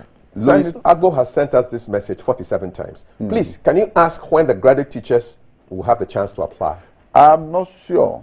What I can tell you is that since the last 4 years, we hired 93,000 teachers. Majority of them were graduate teachers for free senior high schools since the enrollment went up. Now, what we are doing now is focusing on the basic schools. Once we deploy them, we are hoping to get some clearance for graduate teachers, and we'll be able to do that. Because the graduate teachers were not trained in colleges of education where we have to post them. So we are hoping that with clearance for graduate teachers, we'll be able to recruit some more. And this issue is a worry for some, because there are some who think we went to teachers training colleges, we went to TTCs, and others went to universities to get degrees. What's being done to, ruffle the, not to lay all these issues to bed when it comes to I mean, there are some who say, I'm also a degree holder, right? And I can teach basic school. So why are you choosing somebody who went to College of Education? You see, the College of Education people are bonded. It's kind of a legal relationship that is created with them. And it's not for nothing. Because once upon a time, there were shortage of teachers. Now we don't have shortage of teachers. So some people make the same argument that, okay, there are no shortage. Why are you prioritizing colleges of education? You see, the issue that we have in Ghana is that even though we don't have shortage of teachers, we still don't have teachers in every the classrooms classroom. because there's a deployment. There's teachers looking for opportunities to get to classrooms to teach, and there are schools that want teachers to be there, but there's a huge gap. You'll be surprised that's why I said there's a deployment challenge. Number of the communities, teachers don't want to go there. So what's the plan then to make the teaching in rural communities especially more attractive, especially for those who may not be from those regions, those communities, so that they serve as an incentive to take them there? You see, the plan is very simple. The union and GS have been at this for some time, and I want to see that we expedite the process of incentive for rural teachers. It has been discussed, and we want them to prioritize it, move fast on it. One of the things GS has proposed to do, for example, is when they fast-track your promotion because you taught in a rural area. A very good incentive for the teacher, because when they fast-track your promotion, what it also means is that you are getting a higher pay faster than you would if you had not gone to the rural area. So there are a number of things in play, but like you, I'm also frustrated by the fact that classrooms in rural areas don't have teachers. And the interesting thing is this. If you look at what they are doing, the deployment that they are doing this year, unlike the previous years, they are marching it against schools. So they are not sending a number of teachers to the region and asking the regional director to post them. They've looked at all the vacancies across the country, and teachers are being penciled in that you are going to this school, you are going to that school. So this approach will serve as better than the approach of sending 200 teachers to Ashanti region and asking somebody to post them. So I think what they are doing now will really serve the intended purpose of matching a teacher to a vacant classroom across the country. And once we do that, then we'll be able to really fill the need. The spots that are empty should have a teacher. A teacher to every classroom should be the norm. It shouldn't be that I go to Accra and there are more teachers than we need, and I go to a village in Ashanti region, Bonkoko, in Bosoncho constituency, and they don't have teachers. So there has to be that matching and then incentive created for them to even stay there longer than the minimum of 3 years that GS requires teachers to do. I would guess that for STEM education, there also has to be a system for teachers to identify the talents in their classrooms that may be ripe for these kind of specialized systems available in STEM, science, technology, engineering, and mathematics. And today, Honorable Minister, we're excited. We would be elated if you could stay a few minutes longer and meet an incredible young man that we brought to the studio who has made a great innovation. He's made a motorbike. This is a guy who finished junior high school as we know it now. We are being told in the future those high school systems may change. By a junior high school student who has invented a motorbike. And this is a story that has captured a lot of headlines. And we're excited that you get the opportunity to meet this young man, because identifying the people who need STEM education could be the turning point for the direction for this whole thing. So I'm excited. I will be even more so if you could spend a few more minutes to meet this gentleman. But I think there's still a lot more. There's so many messages. It's a town hall. It's a virtual town hall. So Prosper Yao Agbako, Frafraha Community SHS wants to know whether agriculture education is part of the STEM program. At the high school level, of course. Agric is science. We do agric science. But things have to change with agric. You know, in some high schools, students are not interested in agric. Not because they don't like agriculture as a profession, but it's because of how the curriculum was designed. We done agric as a pathway, because everything in Ghana has become a pathway. Once upon a time, you took a course in visual arts, or you took a course in agric science, and that was it. You go to the university and you can become agricultural scientist.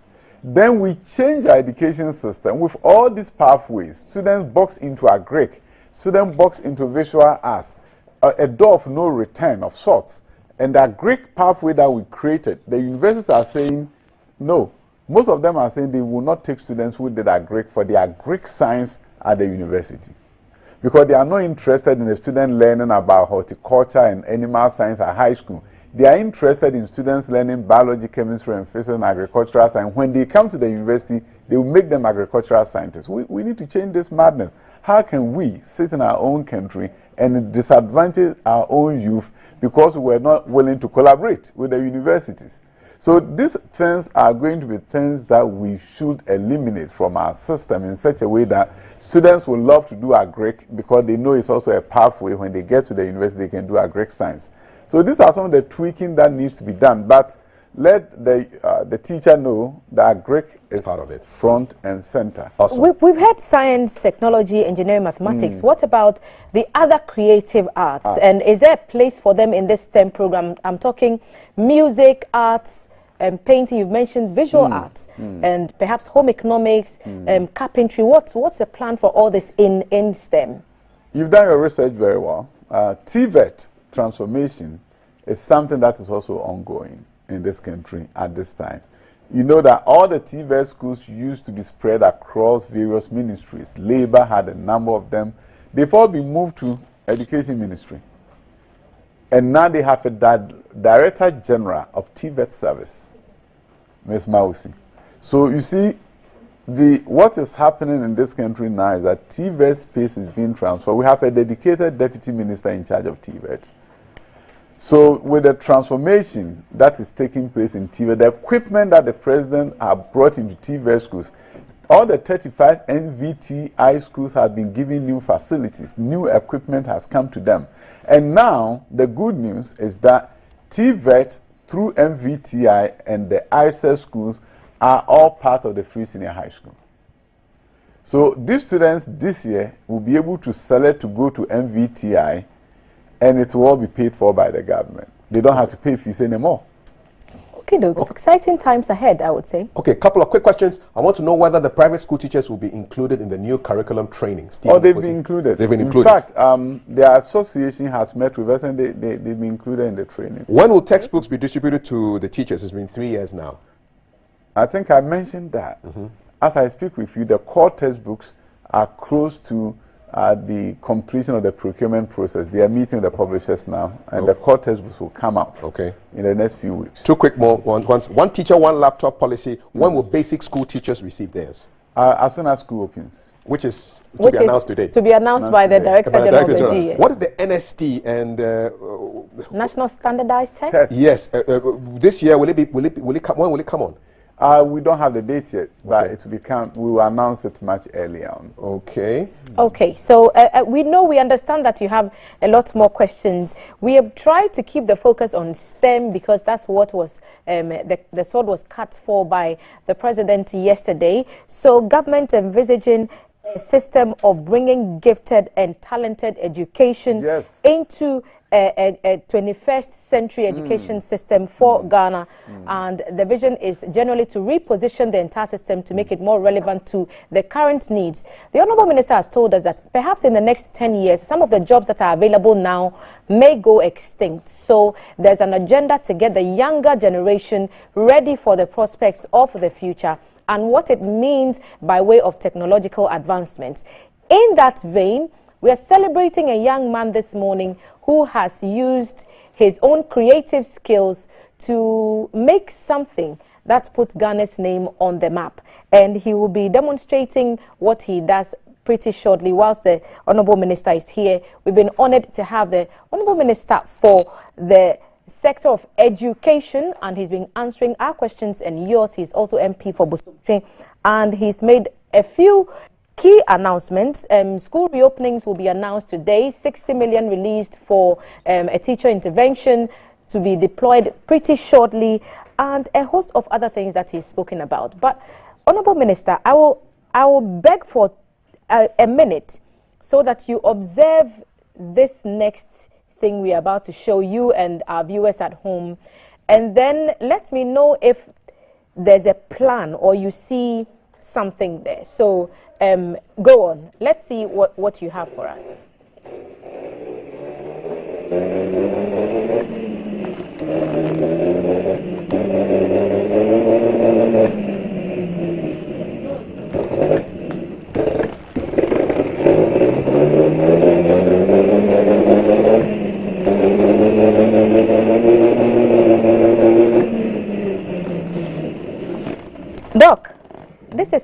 he made himself. He sat, he conceptualized, and he brought this thing up. Identifying the talents appears to be a key part, like I've said, of this whole STEM journey. What do you see here? What I see is a great opportunity for transformation of our country. And he has confirmed our determination to bring gifted and talented education to Ghana. Other countries have done it. We've never taken a look at it. In United States of America, they believe that 10% of their population is gifted or talented. So there are specialized schools for them. This is an electronic motorbike. Yes. It operates on solar energy as well. So children like him should be in different learning spaces. A place where his accomplishment will be celebrated to really get him excited to do more for the country. So I'm so excited that he's a junior high school graduate. I don't know which region he comes from. Let's engage him. So he's right region? there. You can ask questions. What region? Ashanti region. You are in Ashanti region. Okay. There's a school in Ashanti coming up, Bosomtwe STEM Academy, which happens to be my constituency. It's supposed to train young men like this.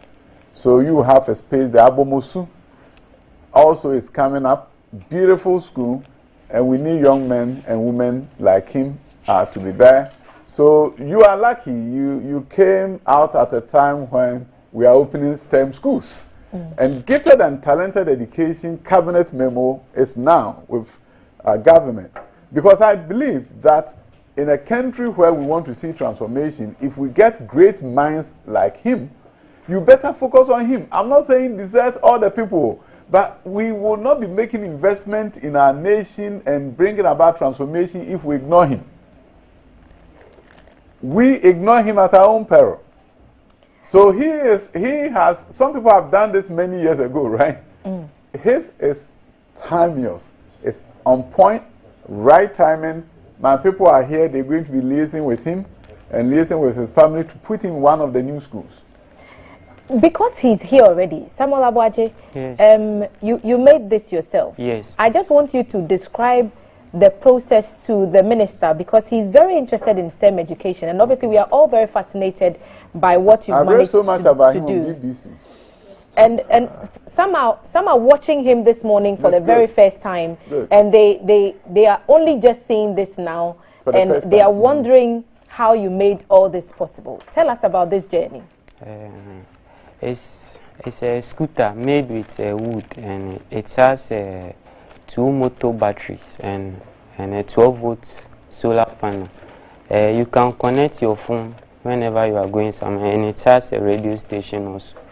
So, and it can be charged by electricity also when you don't want to use the solar panel. So that's so you finished JHS, right? Yes. What's the plan for the next stage of your education? I want to ascend in my education to the next level, where I can get the practical aspect and all that. So what's the plan? I'm sure that in the next segment we will delve a bit more, but because the minister may be jetting off, I just want to take this opportunity to have a little engagement between the two of you, so we see where there is a bridge to be Your built. results is not out yet. Yes, please. Good. So we'll be liaising with him and the family. And the good news, as I said, is that we're beginning these schools. And it's no longer about you have to go to technical school, because engineering is going to be done in any high school. Where we have the opportunity to implement them. So as I mentioned about Infansipin and other places like Accra High, engineering will be done there. So we'll find you a school where you can pursue your dream and passion, and make sure you do something big for the country. Right? So we are really excited about what you've done. I'm very, very happy that you'll be able to invent something that is not just saving us on fuel, but you are also looking at the 21st century. That this is an electronic bike, and you are doing something that I know there are universities around the world that will grab this young man if we don't protect him. Exactly. Yeah, after high school, he may find himself at MIT. Yeah, they will come for him, and that's why I'm encouraging universities in our country to go for talent. So high schools, now are going to get the opportunity to go for talent. And the STEM schools is the place for him, because in the STEM school, he's not just learning about the outer side of it and the physical side of it, but also going to learn about the science behind what he has done. So he now going to discover more about electricity and be able to teach his peers concepts of electricity. He used because of what solar panels to yes. power this bike. Yeah. And now I'm excited for when the BEC results are coming out, because you're waiting for your results, right? Yes, yes. Honorable Minister, when are the results? Are we to expect the results to come very out? soon, but I can't tell the dates. WIC will tell you that they determine when it comes out. But And we're working closely with perhaps them. I'll throw my last wrench in here. Honorable, scholarship for Samuel. No, Is that I mean possible? scholarship, they already have scholarship for senior high school. Everybody's taken care of by the government. So senior high school, he doesn't have a problem. By the time he's getting to the university, he will be catered for very well. I have taken care of 100 medical science One more will be engineering. It won't be a bad idea to throw him in, even though you don't come from Bosomtwi, do you? Oh, why didn't you get born in Bosomtwi? Thank you. If you were from Bosomtwi, oh my God, that would be a different story. But don't worry. Okay. I'll also adopt you into Bosomtwi. But we are coming up with a rural engineering scholarship fund to take care of young men, and then children from deprived communities are going to have opportunity for sponsorship in engineering and mathematics. The president said something profound yesterday. You know, Vietnam has a population of about 97 million. We are 30 million plus. Vietnam produces 100,000 engineers a year, and we do 6,000. 100,000 engineers. Indeed, a big vision, and we are all for improving the lot of the next generation of Ghanaian professionals who will take the world by storm. The Minister for Education, the Honorable Dr. Yao Osei Educhum, has been at the table. Honorable, many thanks to you for making time, and we want you back as soon as possible. No, we'll come. This is a very insightful process, hearing from your audience, and I want to dedicate want to be on your show for 2 hours, so the audience will have time with me. You see, if you look at what is going on around the world, some people will tell you that Indians have taken over the world. Google, all these companies are being run by Indians. Yeah. 20 years from now, major corporations around the world should be run by Ghanaians. Thank you. That's a great way to end the interview, and we just want to express again our sincere thanks to you, Honorable Minister, for making the time. To you and the team who came with you, we wish you the very best, and as a great day to you in the inauguration of all the boards that you have. The Minister for Education has been answering our questions and yours, and hopefully you have a better idea of what the new direction for Ghana's education system is likely to be. And in the spirit of that new direction, here is a follow-up we made with young Samuel Abuaje, who is the engineer who made a solar-powered motorbike, making Ghana proud and grabbing international headlines in the process. Have a look as we gear up to bring you the warmer side of the couch as Valerie sits down with the young man to get into the details of his journey so far.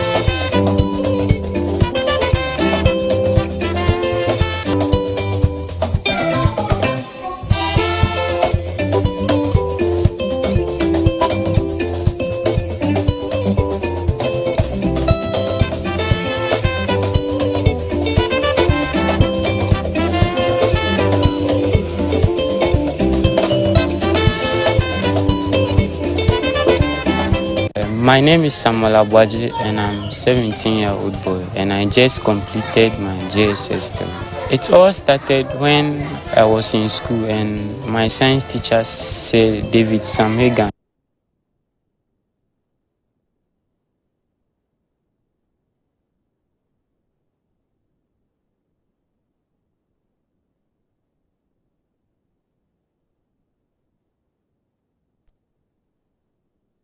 GBC Studio One. This is the Breakfast Show.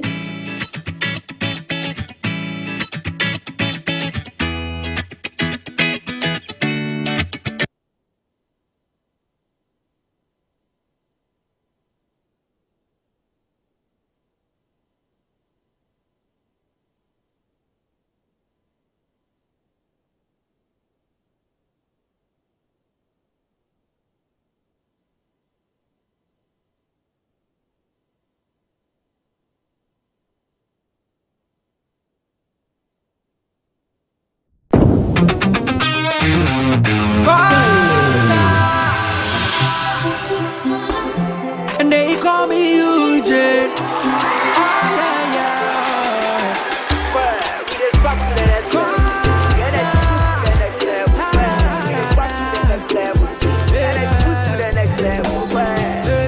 When you need a shoulder to cry, run on my pumping, so we try to suicide. Yeah, let bygone be bygone. I didn't see what the button go do, we dey go straight to stardom.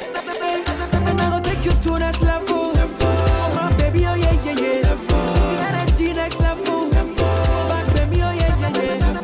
I'll take you to next level. My baby, oh yeah, yeah, yeah. I don't code this level. Excessive drinking can be detrimental to health. Not recommended for persons under 18 years, lactating mothers, pregnant women, and people sensitive to caffeine. This advertisement has been vetted and approved by the FDA. I am 7 years old. Beep, beep, beep. I am 4 years old. We are 12 years old. It's been 1 year since I started my antiretroviral treatment. You can live a long, productive life with antiretroviral treatment. With antiretroviral treatment, HIV-positive expectant mothers can have healthy HIV-negative babies. Go to the nearest health center, test and know your HIV status. If you are positive, ask about antiretroviral treatment and you will receive help. Antiretroviral treatment is your only option for a long and fulfilling life. This advert is brought to you by the Ghana AIDS Commission and Ghana Health Service.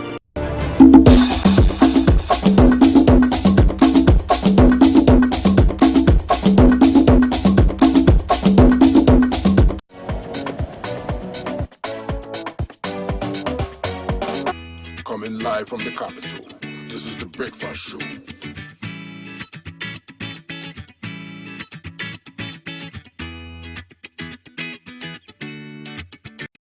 My neighbor. Good morning. Good morning, everyone. Good morning. It's a good morning, and we serve you breakfast. Not just any breakfast. Sizzling healthy. Yeah, all the time. Okay, let's take a peek. I brought my spine. There are certain things that we do to help the children with their brushing. And there's much more on offer on GTV Breakfast. You want it served buffet style? On-site restaurant. Complimentary breakfast? Off of your plate chicken vegetables. So in my lifetime, I haven't seen Ghana Black Stars being an African country. Can I show what is written on the box? Yes, definitely. Where's the camera? Just stand and turn. So what's your pleasure than Votras, yes? At that time of the morning.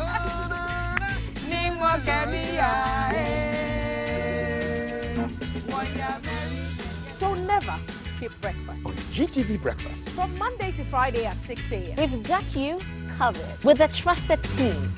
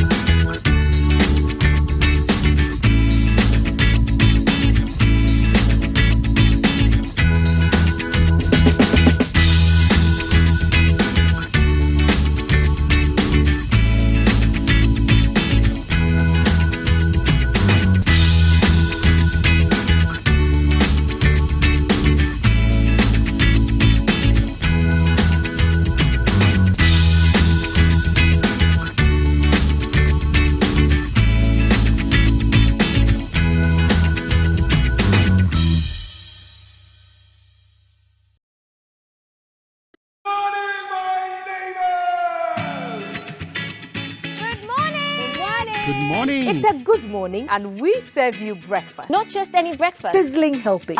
And there's much more on offer on GTV Breakfast. So what's your pleasure than Votrasia at that time of the morning? You want it served buffet style, complimentary breakfast? On-site restaurant. Or room service. We've got you covered. From Monday to Friday at 6 a.m. With a trusted team. So never skip breakfast. On GTV Breakfast.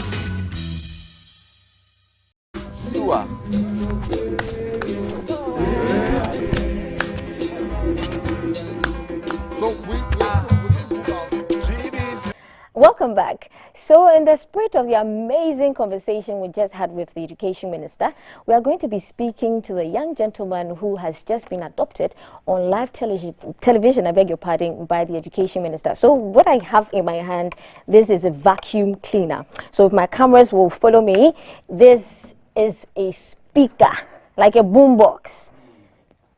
This is a speaker as well, and everybody has already been introduced to his motorbike. So we are going to take you back into time, into when we went to meet Samuel Abuaje for the first time. He took us through how he came by all these things. He is an amazing gem Ghana has just found. So here's an intro into who Samuel Abuaje is and how he's using his God-given talents. Like, I'm super elated. So here's a video.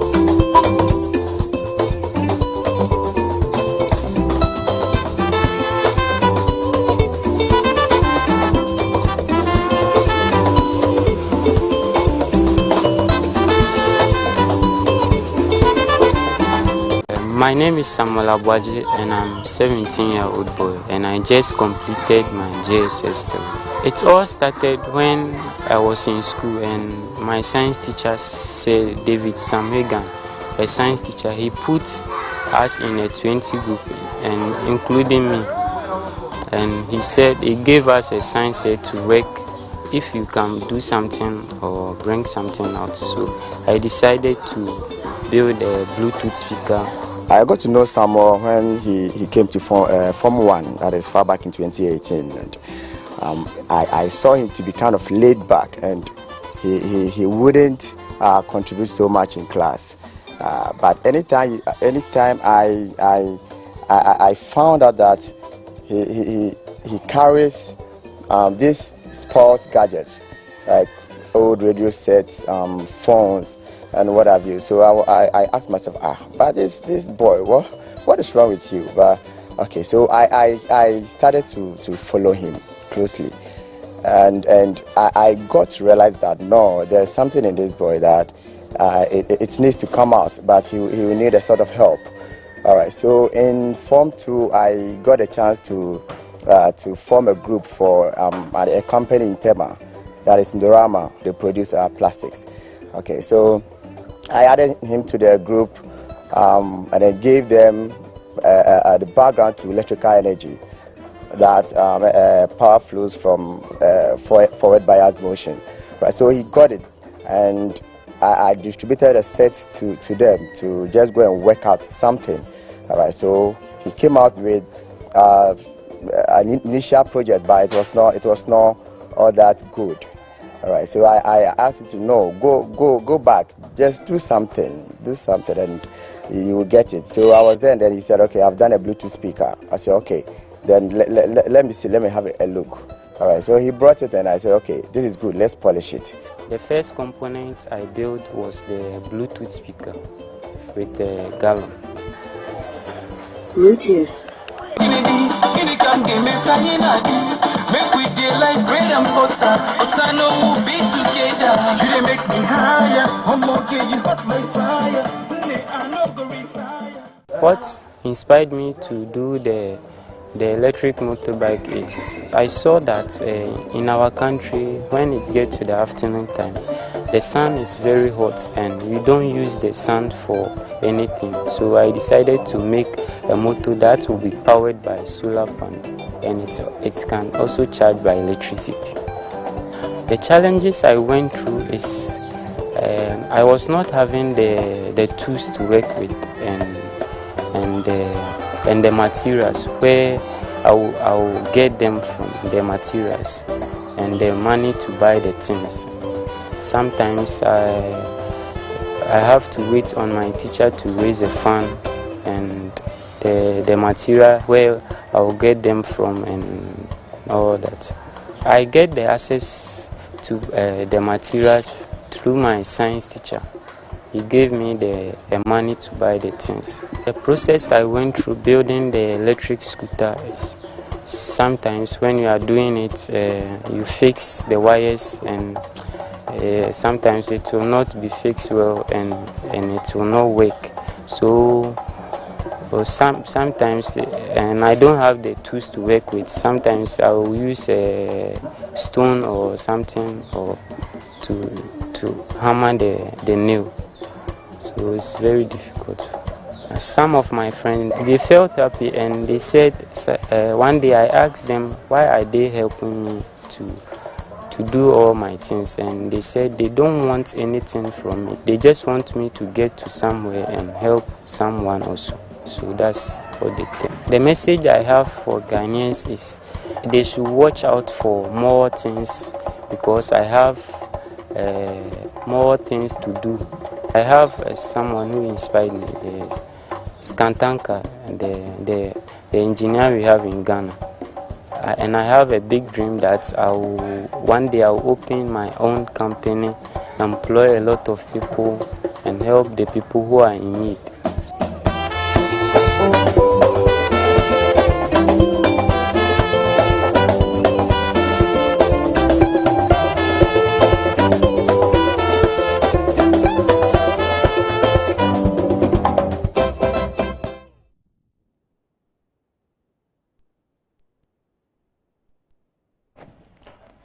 Welcome back. So if you weren't inspired by the video that just went by, you're filled with negativity, man. So in studio, I have the man of the moment, Samuel Abuaji, and his teacher, David Samhagen. His teacher actually discovered him. So the two of them are in studio. We're going to have an amazing conversation. So welcome, guys, officially to GTV Breakfast. Thank you. Okay, so a massive hashtag GTV Breakfast to you, David, for discovering this young gem here. Now, tell us in a nutshell how you feel right now. I mean, you just saw him being adopted on live television by the Education Minister. How do you feel right now? Well, I'm feeling very elated and very happy. And it's kind of a dream come true, because when we started this whole thing, we knew it could blow up, but not so fast. Sure. Yeah, so I'm feeling very happy this morning. And how long have you known Samuel? From the video, you mentioned that you met him when he came to Form 1.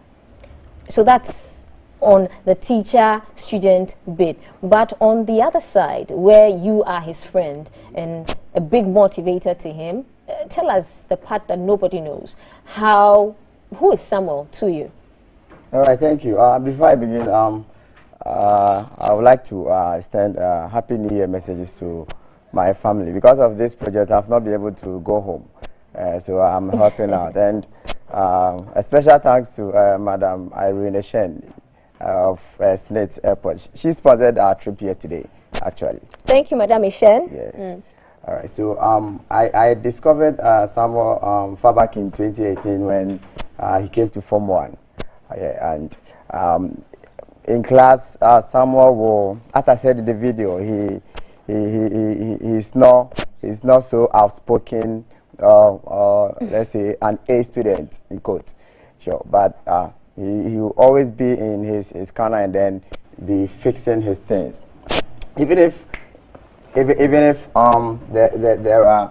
is let's say names of talkatives, and you can never find someone's name in. Like he's always the quiet, mousy one, never speaking, huh? Yes, whether classes is in session or not, he is quiet. The quiet. It's the quiet ones. Yes, the quiet ones, and I felt that this guy is too laid back, and he will not contribute in class, and but I said no, something will be in this guy, because what I always see him with, as I said in the video, they're kind of not the normal student.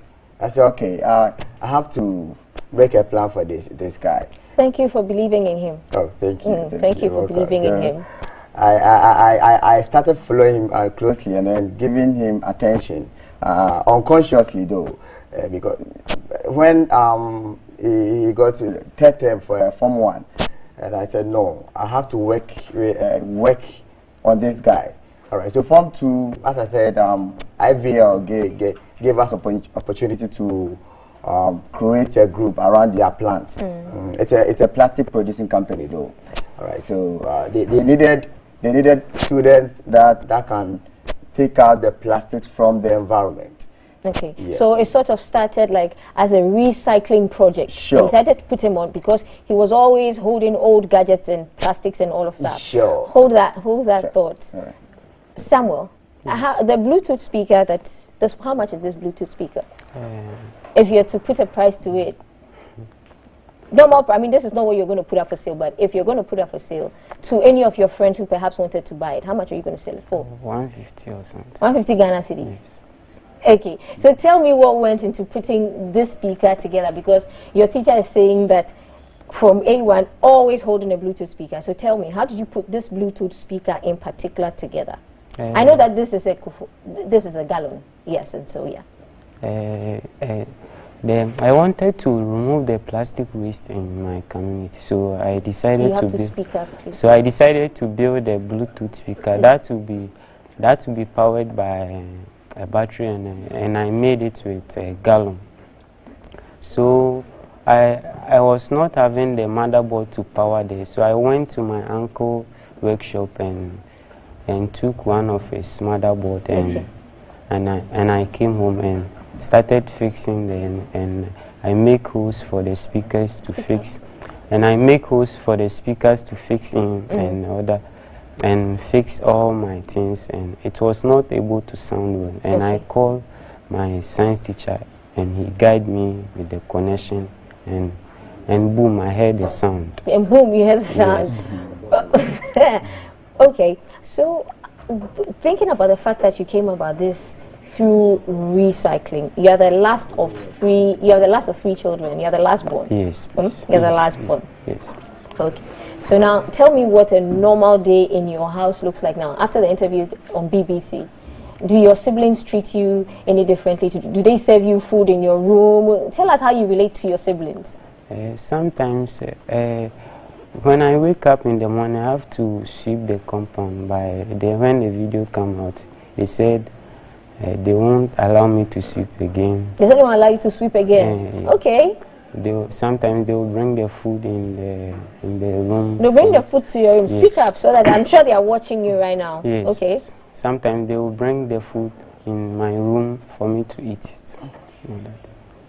And so that's it. They are treating you like the royalty person. Yes. Okay. How long did it take you to put this together? 1 day, 2 days, 4 days, a week? 5 days. 5 days to put this together. Yes. Before you put it together, have you watched any video of how to probably put stuff together? Have you seen anything of how to put a Bluetooth speaker together? Yes. You had watched a previous video. Yes. Okay, so it took 5 days for this. How about this one? The one using the paint bucket. They took me about 3 days to complete it. About 3 days to do that. How about the vacuum cleaner? There's 2 days. Okay. Now the game changer. How about the motorbike? How long did it take you to put it together? Now let's talk about that.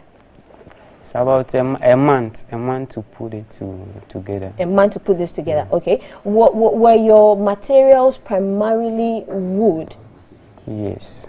Why did you choose wood? Is there a reason why? Because that was the available materials for me. Okay, so if you were to use another material, a material of your choosing, your ideal material, which material would you have used? I prefer metal for it to last long. Okay, so how strong would you say your motorbike is? Even though it's made with wood, but it can carry 2 people. It can carry 2 people. Amazing. So what are you going to do in your next project? What's it for you? What are your plans? Have you spoken to your parents, your teachers? What are your plans? In the future, I said I want to make my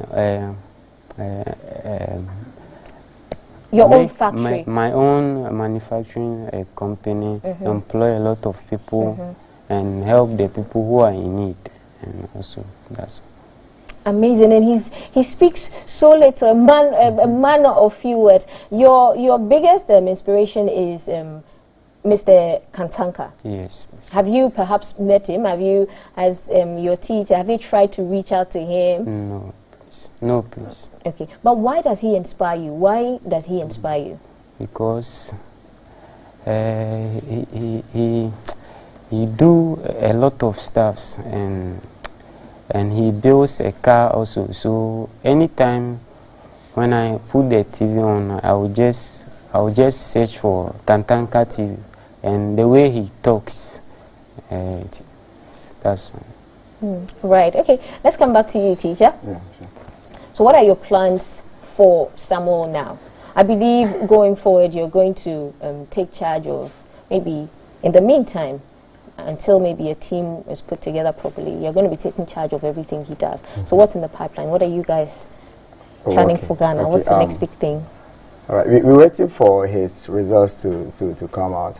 But in the interim, we're just working on different stuffs. Like?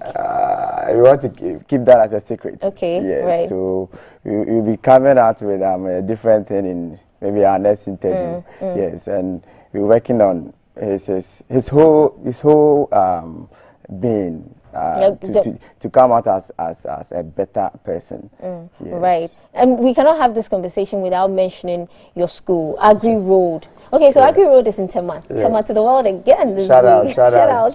Right. So tell us a little about Agri Road. How are the teachers, the students? I mean, you guys are in the limelight. The whole world is watching you. Sure. So our head, our mistress is Madam Comfort Ajokache, and Madam Augustina, Madam Kate, Madam Naomi, they all help. I mean, they are very inspirational, yes, because there are sometimes, let's say, in class, that is the formal assessment, someone will not come up like good, but we all know that Samuel has something in him that when he's being helped, it will just come out. So you decided to actually pay attention to him now, because he wasn't doing well when it came to academics. Absolutely. But when it came to the vocational stuff, putting stuff together with his hands, and that's why you gave him attention. Yes. Thank you for that. And that's why I added him to the group, the 20 student group for the project. Yes. Basically, they needed somebody who was also fluent, but I told them that no. Even though my boy is not up there like very fluent, but he got special gifts. And now all those fluent students, they are home. Exactly. They don't have anything on him. Yeah, so I'm very proud of him. Right. And then the minister also publicly on national television adopted him. Yes. And said he was going to take care of everything when it comes to his education. Yes. And he spoke to the team. Yes. How do you feel about that? Oh, very proud. Even the minister, he said he will arrange a meeting for us to meet him in his office. Yeah, so we are trending. You like it, huh? It's okay to be in the limelight. We are trending, This brings to begs this questioning. You know, in our Ghanaian setting, when children or students are not doing well academically, teachers rarely take out the time to ask them or find out what's causing them not to study hard or the yiddy others. But if we had more teachers like David Samhagen, maybe we might discover a lot more Samuel Abwajis in studio. Okay, so final words, who do you want to shout out to first? The man of the moment. So Samuel, who do you want to give the biggest GTV breakfast shout out to? I would like to thank my teachers, the other teachers, Madam Naomi, Madam Kwashigan, and the other people, and my mom for encouraging me to come up with this ideas and all that. Your mom helps you? Yes. What's your mom's name? Doris Hagan. Doris Hagan. Mom Doris Hagan, kudos to you for giving all the ideas. Yes. And my friend Eric, he's here with me now. Eric is in studio. Yes. Hi, Eric. Okay, Eric is also a motivator to you. Yes. Wow. And my science teacher, he's my everything. That's what I see. He helped me in financial way, teach me, encourage me. So he's my everything. Yeah. Oh, this is so heartwarming. Okay, Mr. Everything Teacher. Okay, David, so final words. Oh, okay. We came with Reverend Mike. He's also a teacher over there, another Reverend. All right, so I'd like to greet my dad. It's been a while. What a better way to greet him. Yes, he also taught me at Offensive Training College. He's Mr. Mike Hagan. Mike Hagan. He was known as Prof. I think OTC members will recognize him. Yes.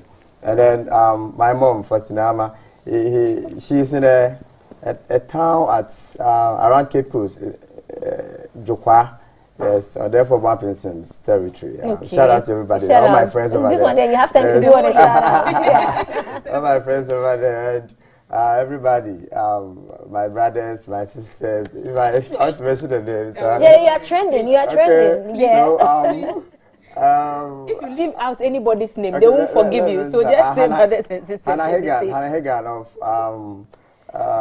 JRA. Yes, Hannah Hagan. And my sister, we came for the Xmas holidays from the US. On the family shout out. It's also Hannah Hagan and Patricia Hagan. You see, just say brothers and sisters, because you forget. So just say my friends and brothers Jonathan and sisters. Hagan, at least I have to mention. Okay, then that's fine. We are excited and extremely honored to have you in studio. We loved you. One day, I'm sure we'll meet Samuel somewhere, and he would be this top-notch, inventor. I'm looking forward to great things from you. We are happy about this partnership that has begun between Sammy and with your help with the Minister for Education, and we can't wait to follow this journey and see what's next, because there are other things offset that he's invented, that he brought. I've just kept moving from object to trying to figure out, so what is this? That's a vacuum cleaner. We'll explore it. We will, once the cameras roll up. Yes, please. Can you demonstrate? You don't use that, what? How make I put myself with it? Cap, you can't do it. Let the man do the thing himself. So I need to put things on the table. And this is just like an empty container. So if you were, if your friends, any of your friends were to purchase this, how much was it going to be? It should be in. It should be tiny. Yeah, rubbish.